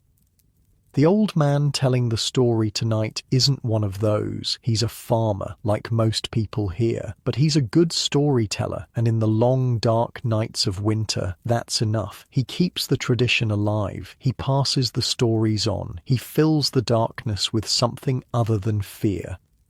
The ship in his story survives the storm. Of course it does. The hero makes a choice, takes a risk, trusts in his own skill and the favour of the gods. The weather breaks. Land appears on the horizon. The crew, reduced and wounded but alive, guides the vessel towards shore.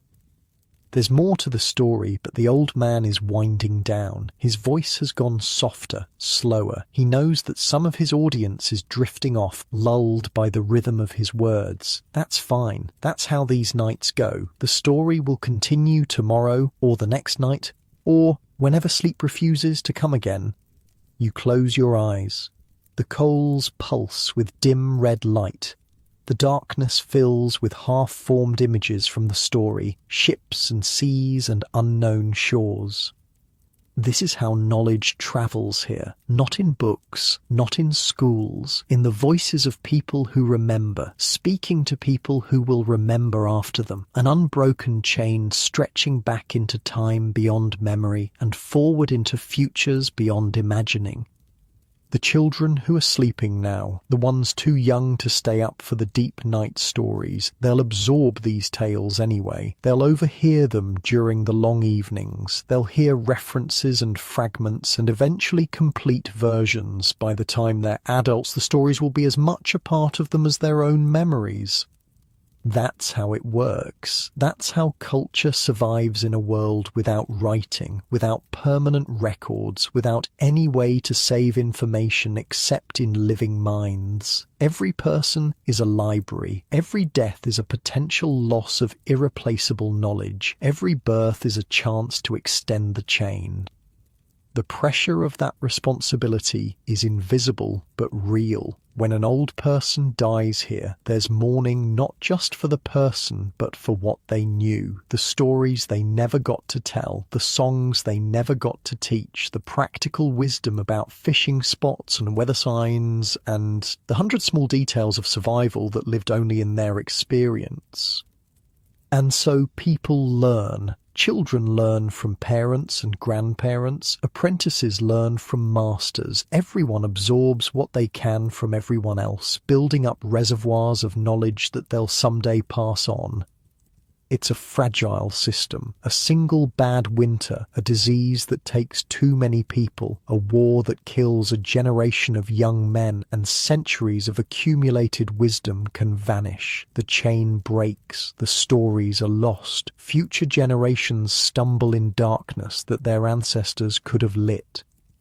But the system also has resilience. Stories spread, they're told in multiple halls, remembered by multiple people. If one version is lost, others survive. The most important knowledge, the really crucial survival information, gets embedded so deeply that it becomes instinct. The chain has backup links. Tonight, in this longhouse, the chain holds. The old man has stopped speaking. The silence that follows is different from the silence of emptiness. It's a satisfied silence, a full silence. Something has been given and received, and both giver and receiver are richer for it. Someone feeds the fire. Not much, just a few small pieces of wood to keep the coals alive. The flames flicker up briefly, casting dancing shadows on the walls, then settle back to a steady glow. Outside, the wind has shifted. You can hear it finding new angles on the building, probing different parts of the walls, but it's still shut out, still defeated by these turf walls and this living roof and this community that refuses to surrender to the dark. How many hours until dawn? You don't know. Time moves strangely in the winter months when there's no sun to mark the hours and the darkness stretches and compresses based on nothing but your own exhausted perception. But dawn will come. It always does. The pale light will filter down through the smoke hole. The household will stir. The animals will need feeding. The fire will need building up. The whole cycle will begin again. For now, though, there's just this. The warmth, the breathing of others, the echo of a story still resonating in your mind. You drift, not quite asleep, not quite awake. That in-between state where thoughts become images and time loses meaning. In your half-dream, you see the ship from the story. You see it cresting waves that never were, sailing towards shores that may or may not exist. The crew moves about their tasks, faces you can't quite see, voices you can't quite hear, and somewhere on that ship, or maybe standing on the shore, watching it approach, there's a figure. Could be anyone, could be you, could be someone from a saga that hasn't been composed yet. The figure raises a hand in greeting, or farewell, or warning. You can't tell which. The fire crackles. Reality bleeds back in. You sleep and wake again. This is how winter nights go. Sleep comes and goes in waves. The cold creeps in around the edges of consciousness. A noise startles you awake. A dream ends badly. Someone coughs on the other side of the room, but each time you wake, the longhouse is still there, still warm, still full of breathing bodies, still holding back the darkness. The second time you wake, the fire has been fed again. Someone is always watching, always tending. The responsibility rotates, a silent agreement that ensures the hearth never goes cold. You can see stars now through the gap in the smoke hole, tiny points of light in a black sky. The Vikings navigate by those stars. They know their patterns, their movements, the way they wheel across the heavens in predictable arcs. On summer nights, sailors use them to cross seas that would swallow anyone who didn't understand the sky. But right now, the stars are just lights, cold and distant, beautiful in a way that has nothing to do with survival. Someone else is awake now. You can hear soft movement near the animal section, probably checking on a cow that's about to calve, or a sheep that's been restless. The livestock don't follow human sleep schedules. They need attention when they need it. The figure moves quietly through the darkness, guided by memory and the faint glow of the fire. They've walked this path so many times that they don't need light. Their feet know where the obstacles are. Their hands know what to reach for. This is intimacy you can't fake, the kind that comes from sharing a space for years, decades, generations. Everyone here knows everyone else's rhythms, knows who snores and who talks in their sleep, knows who wakes easily and who can sleep through anything, knows the small sounds that mean nothing and the small sounds that mean something is wrong.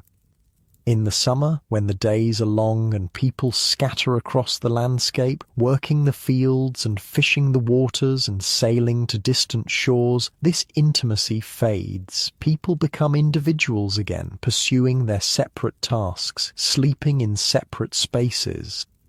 But winter forces them back together, packs them into this one building, this one community, makes them remember that they're not alone, that survival is a collective effort, that the walls between people are as thin as the walls between this building and the killing cold outside.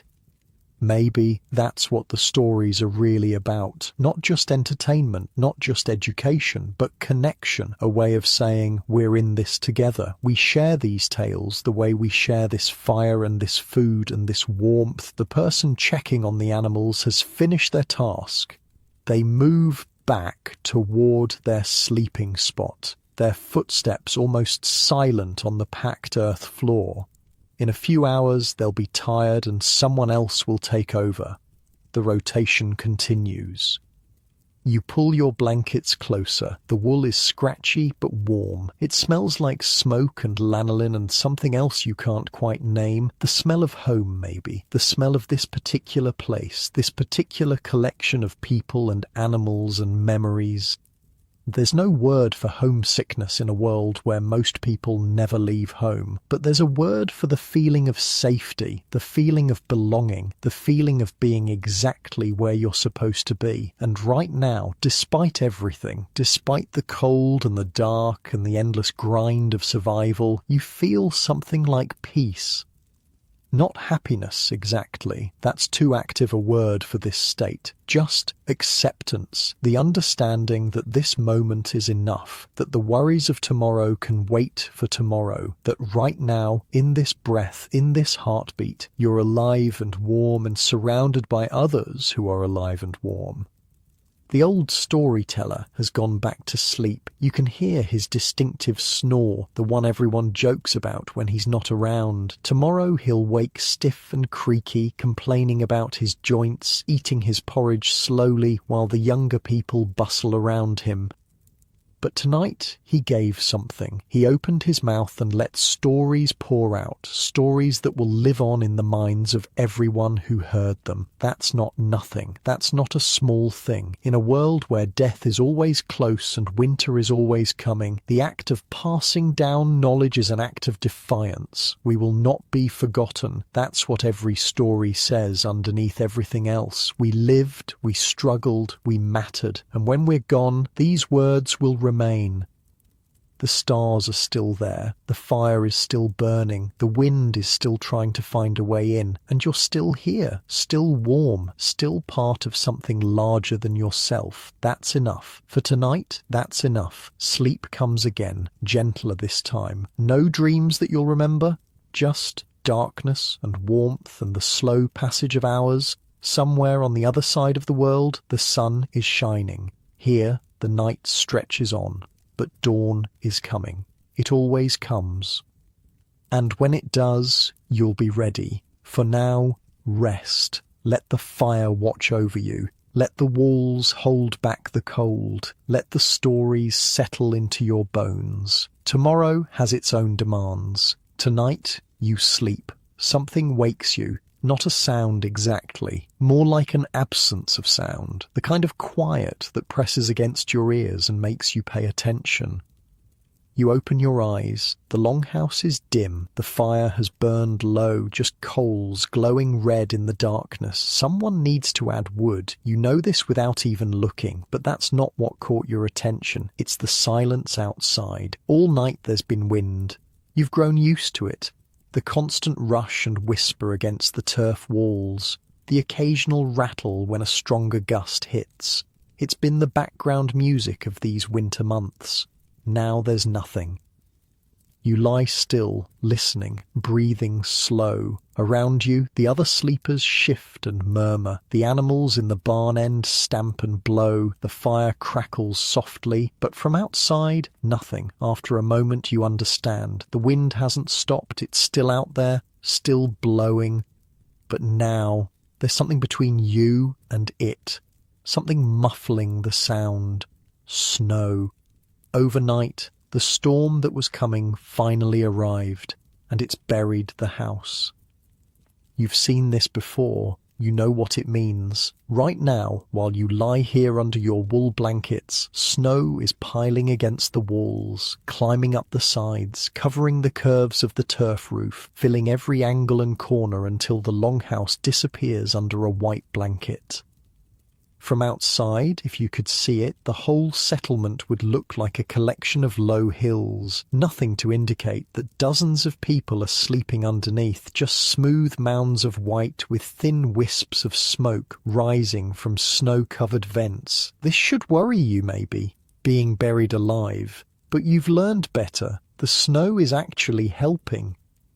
Here's something that took people a long time to figure out. Snow isn't cold. I mean, yeah, technically it's frozen water, but as insulation, it's one of the best materials nature provides. The secret is all the air trapped between the flakes. That air doesn't move, and still air is terrible at transferring heat. It's the same reason a fluffy wool blanket keeps you warmer than a thin, tight woven one. Right now, that layer of snow is working like an extra wall around the house, a thick one, maybe a meter or more by morning, and underneath that snow armour, the temperature of the outer wall stays stable, around 0, even when the wind is howling at 30 below. Think about that for a second. Outside, the cold is knife-sharp, the kind of cold that could kill you in an hour if you weren't careful. But here, snugged under the snow and the turf and the wooden frame and the bodies and the animals and the fire, you're warm enough to sleep without your cloak. The whole settlement has basically turned into a collection of snow caves, just bigger, more comfortable, with fire and food and community inside.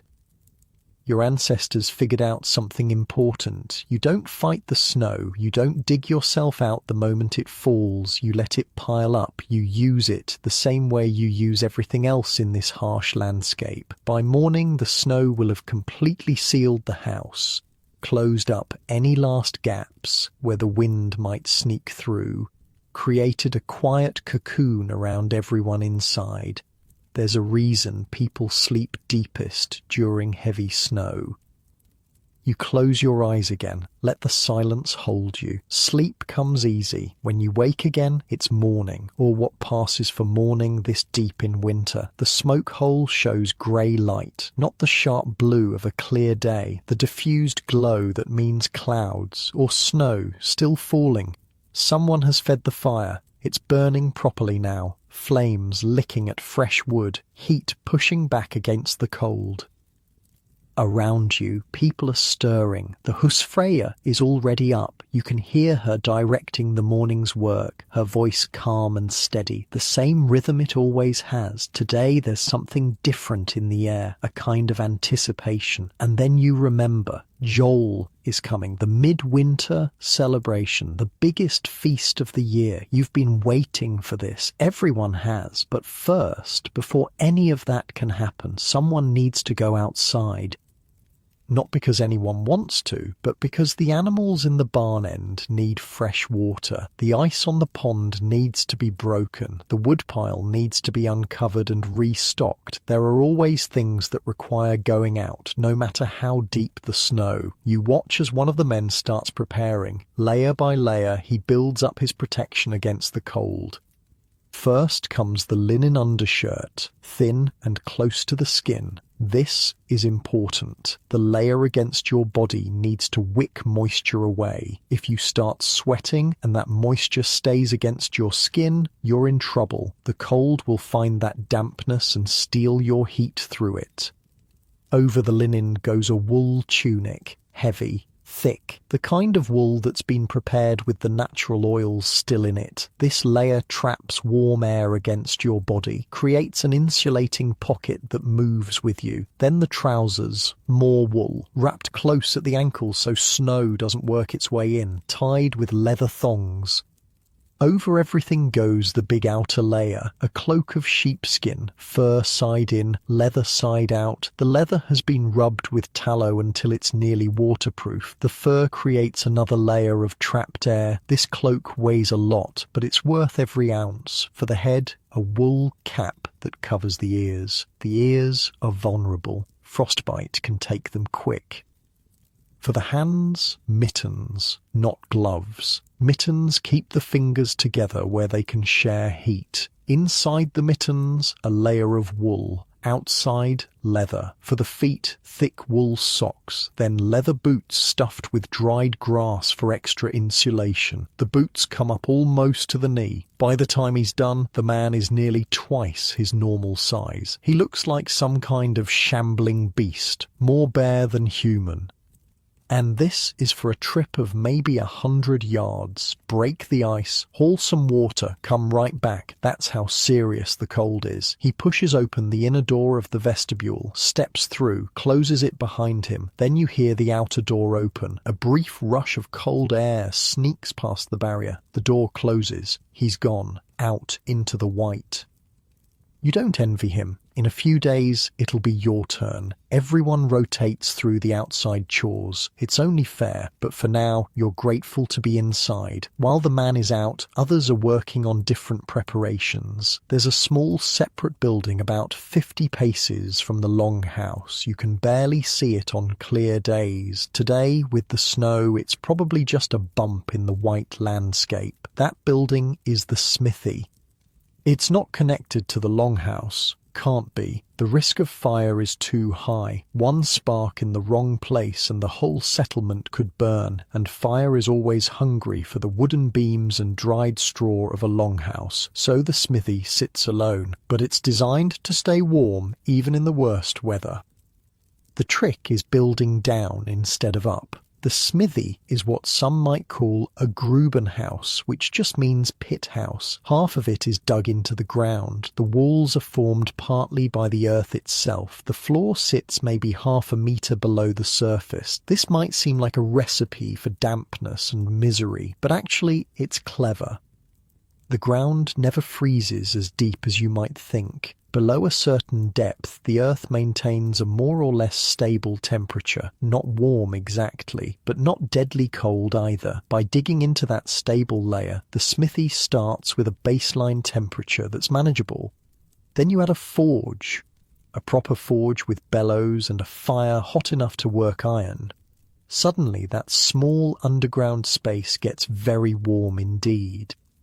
The smith can work through winter, repairing tools, making new ones, the work that keeps a settlement alive. His underground chamber holds heat like nothing else. While the rest of the world freezes, he sweats over glowing metal. Other small buildings use the same principle: weaving workshops, storage cellars, sometimes even a small bathhouse with heated stones. These pit houses dot the settlement like burrows, each one a pocket of activity, a specialized space for work that can't be done in the crowded longhouse. The man returns from his water run, snow caked on his shoulders and cap, ice already forming in his beard. He comes through both doors quickly, stamping his feet in the vestibule to knock off the worst of it. The cold rolls off him in waves as he enters. You can feel it from across the room. It takes several minutes by the fire before he stops shivering. That's winter outside. Brief, necessary, something to be endured rather than enjoyed. But inside is where life happens. And right now, inside is all about preparing for Joel. You've been aware of it building for weeks, the extra food being set aside, the special ale being brewed, the cleaning and organising that's been happening in the corners of the longhouse. Joel is the hinge of the year, the moment when the darkness reaches its peak and starts to recede, when the sun begins its slow return. It's been celebrated here since anyone can remember, long before anyone thought to give the days names or count the years. The celebration will last 3 days, maybe longer if the ale holds out.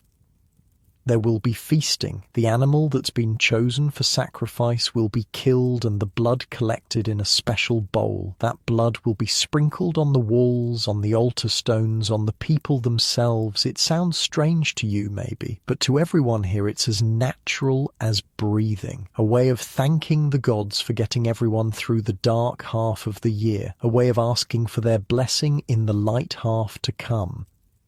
Then the meat will be roasted. All of it, shared among everyone in the longhouse and beyond. Neighbours will travel through the snow to join the celebration. More bodies, more warmth, more voices raised in song. There will be oaths. This is a sacred time for making promises. People will place their hands on the sacrifice and swear to do great things in the coming year. To take a voyage, to make a marriage, to settle an old grievance. Oaths made at Joel are unbreakable. The gods are watching. There will be drinking, lots of it. Horns raised to Odin, to Thor, to Freyr and Freya, to the ancestors who came before, to the children who will come after. The ale flows and people speak what's in their hearts. Sometimes the truth comes out, sometimes tears, sometimes laughter. There will be games. Children will play at fighting, preparing for futures they can't yet imagine. Adults will compete in tests of strength and wit. The long darkness gives way to noise and motion and joy. And there will be stories. The skalds who've been telling tales all winter will save their best for Joel. The grandest sagas, the most heroic deeds, the gods themselves doing battle with giants and monsters. For 3 days, the normal rules bend. Enemies must keep peace. Workers can rest. Even the thralls will eat better and work less. It's as if the whole world holds its breath, waiting for the wheel to turn. You're looking forward to it. Everyone is. It's the light in the darkness, the promise that winter won't last forever. But today isn't Joel yet. Today is preparation, and there's work to be done. The Husfreyja has you helping sort through the stored food, deciding what can be used for the feast, what must be saved for the long, cold months still to come. It's a delicate calculation. Go too generous and you risk hunger later. Go too stingy and you dishonour the gods and the occasion. She moves through the storerooms with quiet confidence. She knows exactly how much dried fish remains, how much salted meat, how much grain for bread and ale. It's all mapped in her head, every barrel and basket accounted for. You follow her, carrying things when she points. Learning, though you don't realise it. This knowledge will matter someday. How to feed a household. How to stretch stores through a long winter. How to know when generosity is wisdom and when it's foolishness. The afternoon passes in work. pleasant work mostly. The anticipation of the celebration makes everything lighter. People are joking more than usual, singing snatches of songs. The children are barely containable. They know something good is coming. As the grey light outside begins to fade, the fire is built up high. People gather close. The evening meal is served. It's simple tonight. The good food is being saved, but no one minds. They're thinking about what's coming. An old man starts to speak. Not a story exactly, more like a memory. He talks about a Joel from his childhood, 60 winters ago. The snow was deeper that year, he says, the cold sharper, but the celebration was the warmest he can remember. Others join in, adding their own memories, their own stories of midwinters past. It becomes a kind of chorus, each voice adding to the others, building a picture of all the Joels that have ever been. This is what carries a community through the dark months. Not just the fire and the food and the walls, but this, the shared remembering, the sense that you're part of something larger than yourself, something that stretches back through generations and forward into a future you'll never see. Outside, the snow continues to fall, silent, steady, building up the insulation that keeps the cold at bay. Tomorrow there will be more digging out, more trips through the frozen white, more of the endless work that winter requires. But tonight there's this warmth, these voices, this anticipation. The fire crackles and pops. Someone adds another log. Sparks rise and disappear into the smoke-dark ceiling. You pull your blanket closer, listen to the old man's voice continue, his words mixing with the fire sounds and the animal sounds and the soft breathing of the people around you. Joel is coming. The wheel is about to turn. Sleep pulls at you. Gentle, insistent, the warmth of the fire, the fullness of your belly, the drone of familiar voices. You let yourself drift, half awake, half dreaming, somewhere between the story being told and the dreams starting to form. Tomorrow the preparations continue. The day after, or the day after that, the celebration begins. But for now, this moment is enough. This warmth, this quiet, this sense of being exactly where you're supposed to be. The old man's voice fades into the background. The fire settles. The night deepens. And you sleep.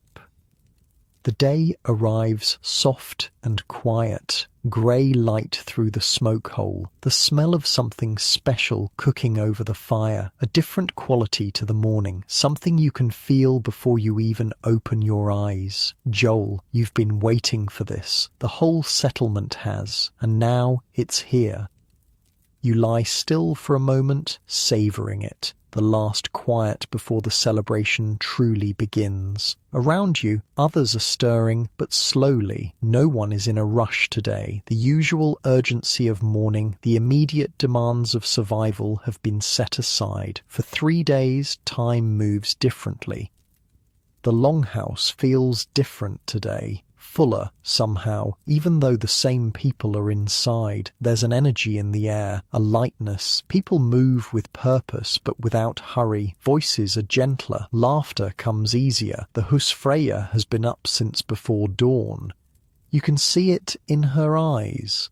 The tiredness mixed with satisfaction.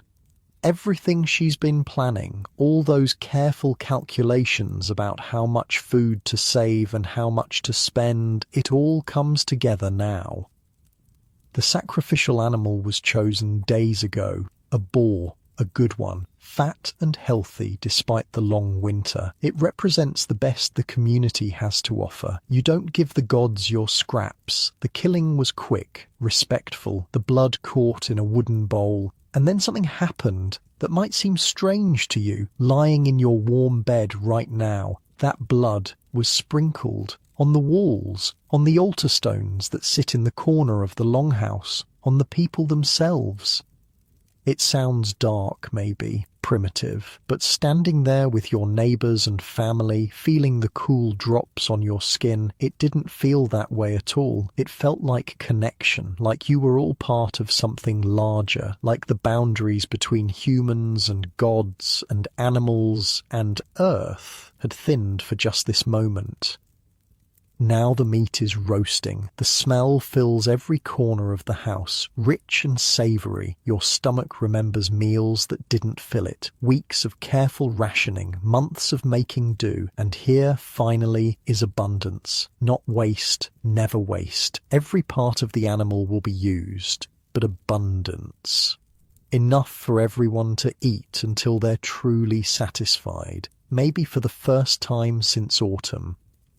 People are arriving from other farmsteads. They trudge through the snow, bundled in their winter layers, breath fogging in the cold air. Each group that enters brings more noise, more warmth, more life into the space. Children find each other immediately. They've been stuck with the same playmates for months. New faces mean new games, new stories, new adventures. They race around the benches, getting underfoot, getting scolded, not caring at all. The old people settle near the fire. They've seen many Joels, 50, 60, 70 winters. Their presence is a kind of blessing, a reminder that survival is possible, that the community has endured before and will endure again. As the day goes on, the eating begins, not all at once. This isn't a single meal, but a continuous feast. People take food when they're hungry, return for more, rest, take more again. The cooking doesn't stop. There's the roasted boar, of course, cuts of meat that glisten with fat. The smell alone is enough to make your mouth water, to remind your body what abundance feels like. But there's also bread, better bread than you've had in weeks, made with the flour that was saved for this occasion, and cheese that's been aged since autumn, sharp and rich on your tongue, and the last of the honey, golden and sweet, drizzled over everything, and dried fruits that were packed away months ago, and ale. So much ale. The food tastes different during Joel, better somehow. Maybe it's the company. Maybe it's the relief of finally letting go of the constant worry about whether there's enough. Maybe it's knowing that you've earned this. Every person in this room has worked and sacrificed and endured to reach this moment. The drinking starts early and doesn't stop. Horns are passed from hand to hand, toasts are made, to Odin, who watches over warriors and wanderers, to Thor, who brings the thunder that breaks the ice in spring, to Freyr and Freya, who bless the fields and the wombs, to the ancestors who built this place and taught these ways. With each toast, you drink. The ale is warm and strong. It loosens something inside you. The tight knot of worry that's been there all winter. The constant low-level anxiety about whether the food will last, whether the cold will break through, whether everyone will make it to spring. For these 3 days, you can let that go. Someone starts singing an old song. One everyone knows. The melody is simple, passed down through more generations than anyone can count. Voices join in, one by one, until the whole house is singing together. Old voices and young voices, strong voices and wavering voices. The tune is simple. The words are about the sun returning, about light conquering darkness, about the wheel of the year turning as it always has and always will. You sing too, your voice mixing with all the others, becoming part of something larger than yourself. In this moment, you're not just one person singing, you're part of a chorus that stretches back through centuries. Every ancestor who sang this song at Joel, every generation that marked this turning point with the same melody. The song ends, another begins. The singing goes on for a long time, song after song, some cheerful, some solemn, some about gods and heroes, some about ordinary people doing ordinary things. The fire crackles and the voices rise and the night deepens around you all. Later, when the singing fades, the oaths begin. This is sacred business. A man stands by the sacrifice, places his hand on it, and speaks his intention for the coming year, to sail west to new lands, to marry the woman he's been courting, to settle the feud with the neighbouring farm, to have a son.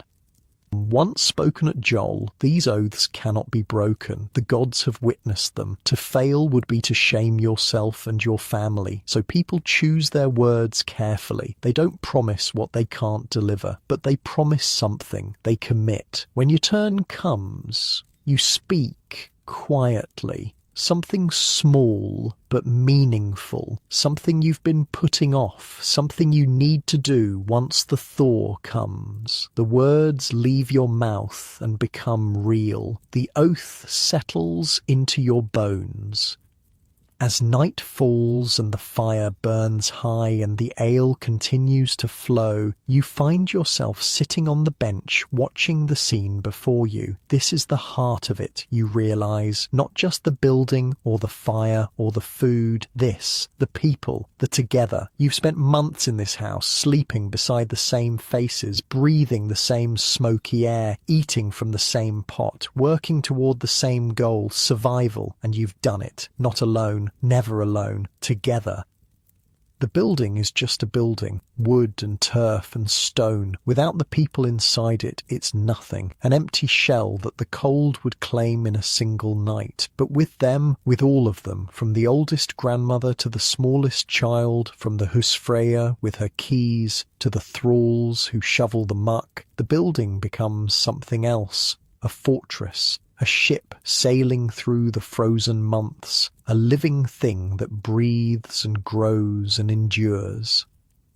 You think about the layers that have kept you alive, the wooden frame that holds everything up, oak and pine cut and shaped by hands that knew exactly what they were doing, the massive turf walls that trap the heat, layers of earth and grass 2 meters thick in places, a living shell around the living people inside, the birch bark that sheds the rain, keeping the wood beneath dry and sound, the snow that piles against the walls and adds another blanket of insulation, turning enemy into ally. And inside, the fire that burns day and night, months of gathered wood and harvested peat, feeding flames that never go out, the animals whose body heat rises through the house, turning livestock into living furnaces, the people whose warmth you've shared on the coldest nights, pressed close together when the temperature outside dropped so far below freezing that even the thick walls weren't quite enough. Each layer matters. Remove anyone and the whole system weakens. But together, working as one, they've held back the worst the winter could throw at you. You think about all the knowledge built into this place, generations of learning, trial and error, winters that taught hard lessons, people who paid attention and passed on what they learned. The whole house is a kind of memory, a physical record of everything your ancestors discovered about how to stay alive in a place that wants you dead.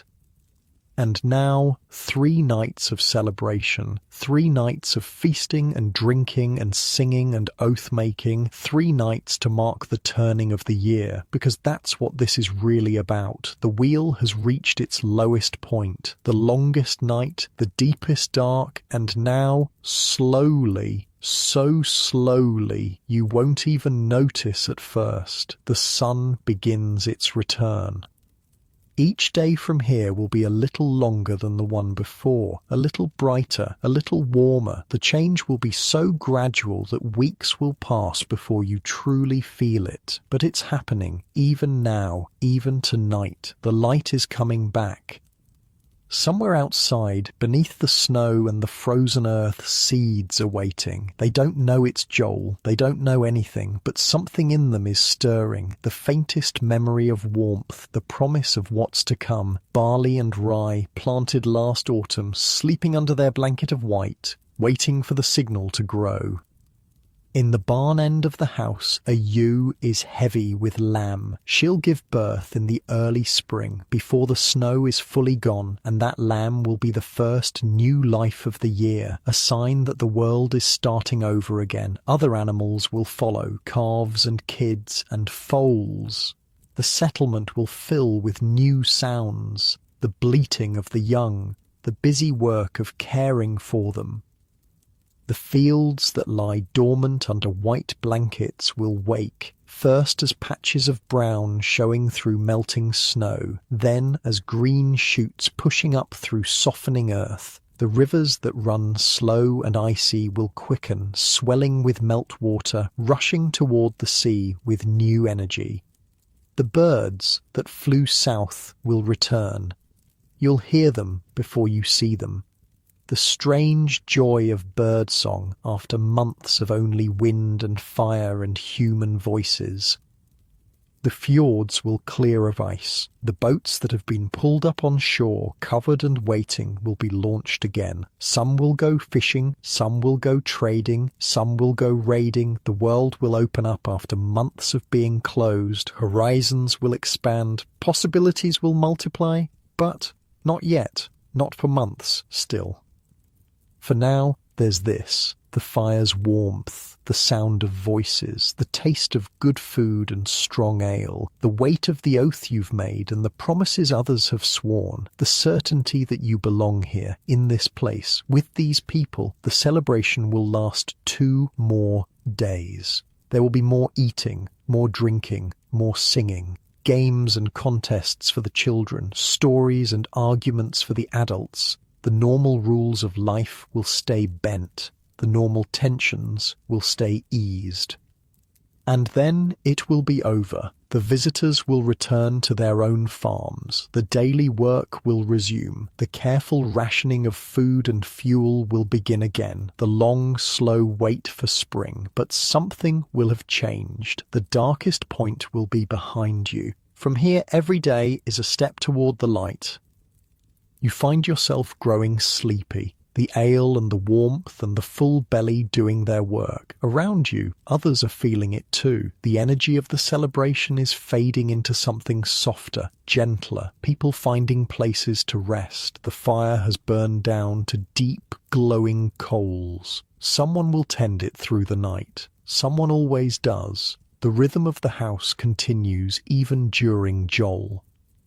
You settle onto the bench, pull your blankets around you, the sounds of the house wash over you, familiar now, comforting, the low murmur of voices, the occasional laugh, the stamp and shuffle of animals, the crackle and pop of embers. This is what you'll remember, you think, years from now. Not the cold, not the fear, not the hunger that gnawed at you in the lean months. This. The warmth, the togetherness, the way an entire community worked as one to turn back the winter, the songs and stories and oaths and small kindnesses that made it bearable, that made it more than bearable, that made it, in its own way, beautiful. The Vikings never froze in their longhouses, not because they had magic, not because they were tougher than anyone else, but because they understood something important. You don't survive alone. You survive together, with walls built by many hands, with fires fed by everyone who can carry wood, with food preserved in autumn and shared through winter, with heat borrowed from animals who depend on you as much as you depend on them, with stories that carry knowledge from one generation to the next, with community. That's the real secret, the thing that kept the cold at bay. Not just engineering, though the engineering was brilliant, not just planning, though the planning was careful, but the human warmth, the trust, the knowing that if you fell, someone would catch you. Outside, the snow continues to fall, silent and steady, adding another layer to the blanket that covers everything.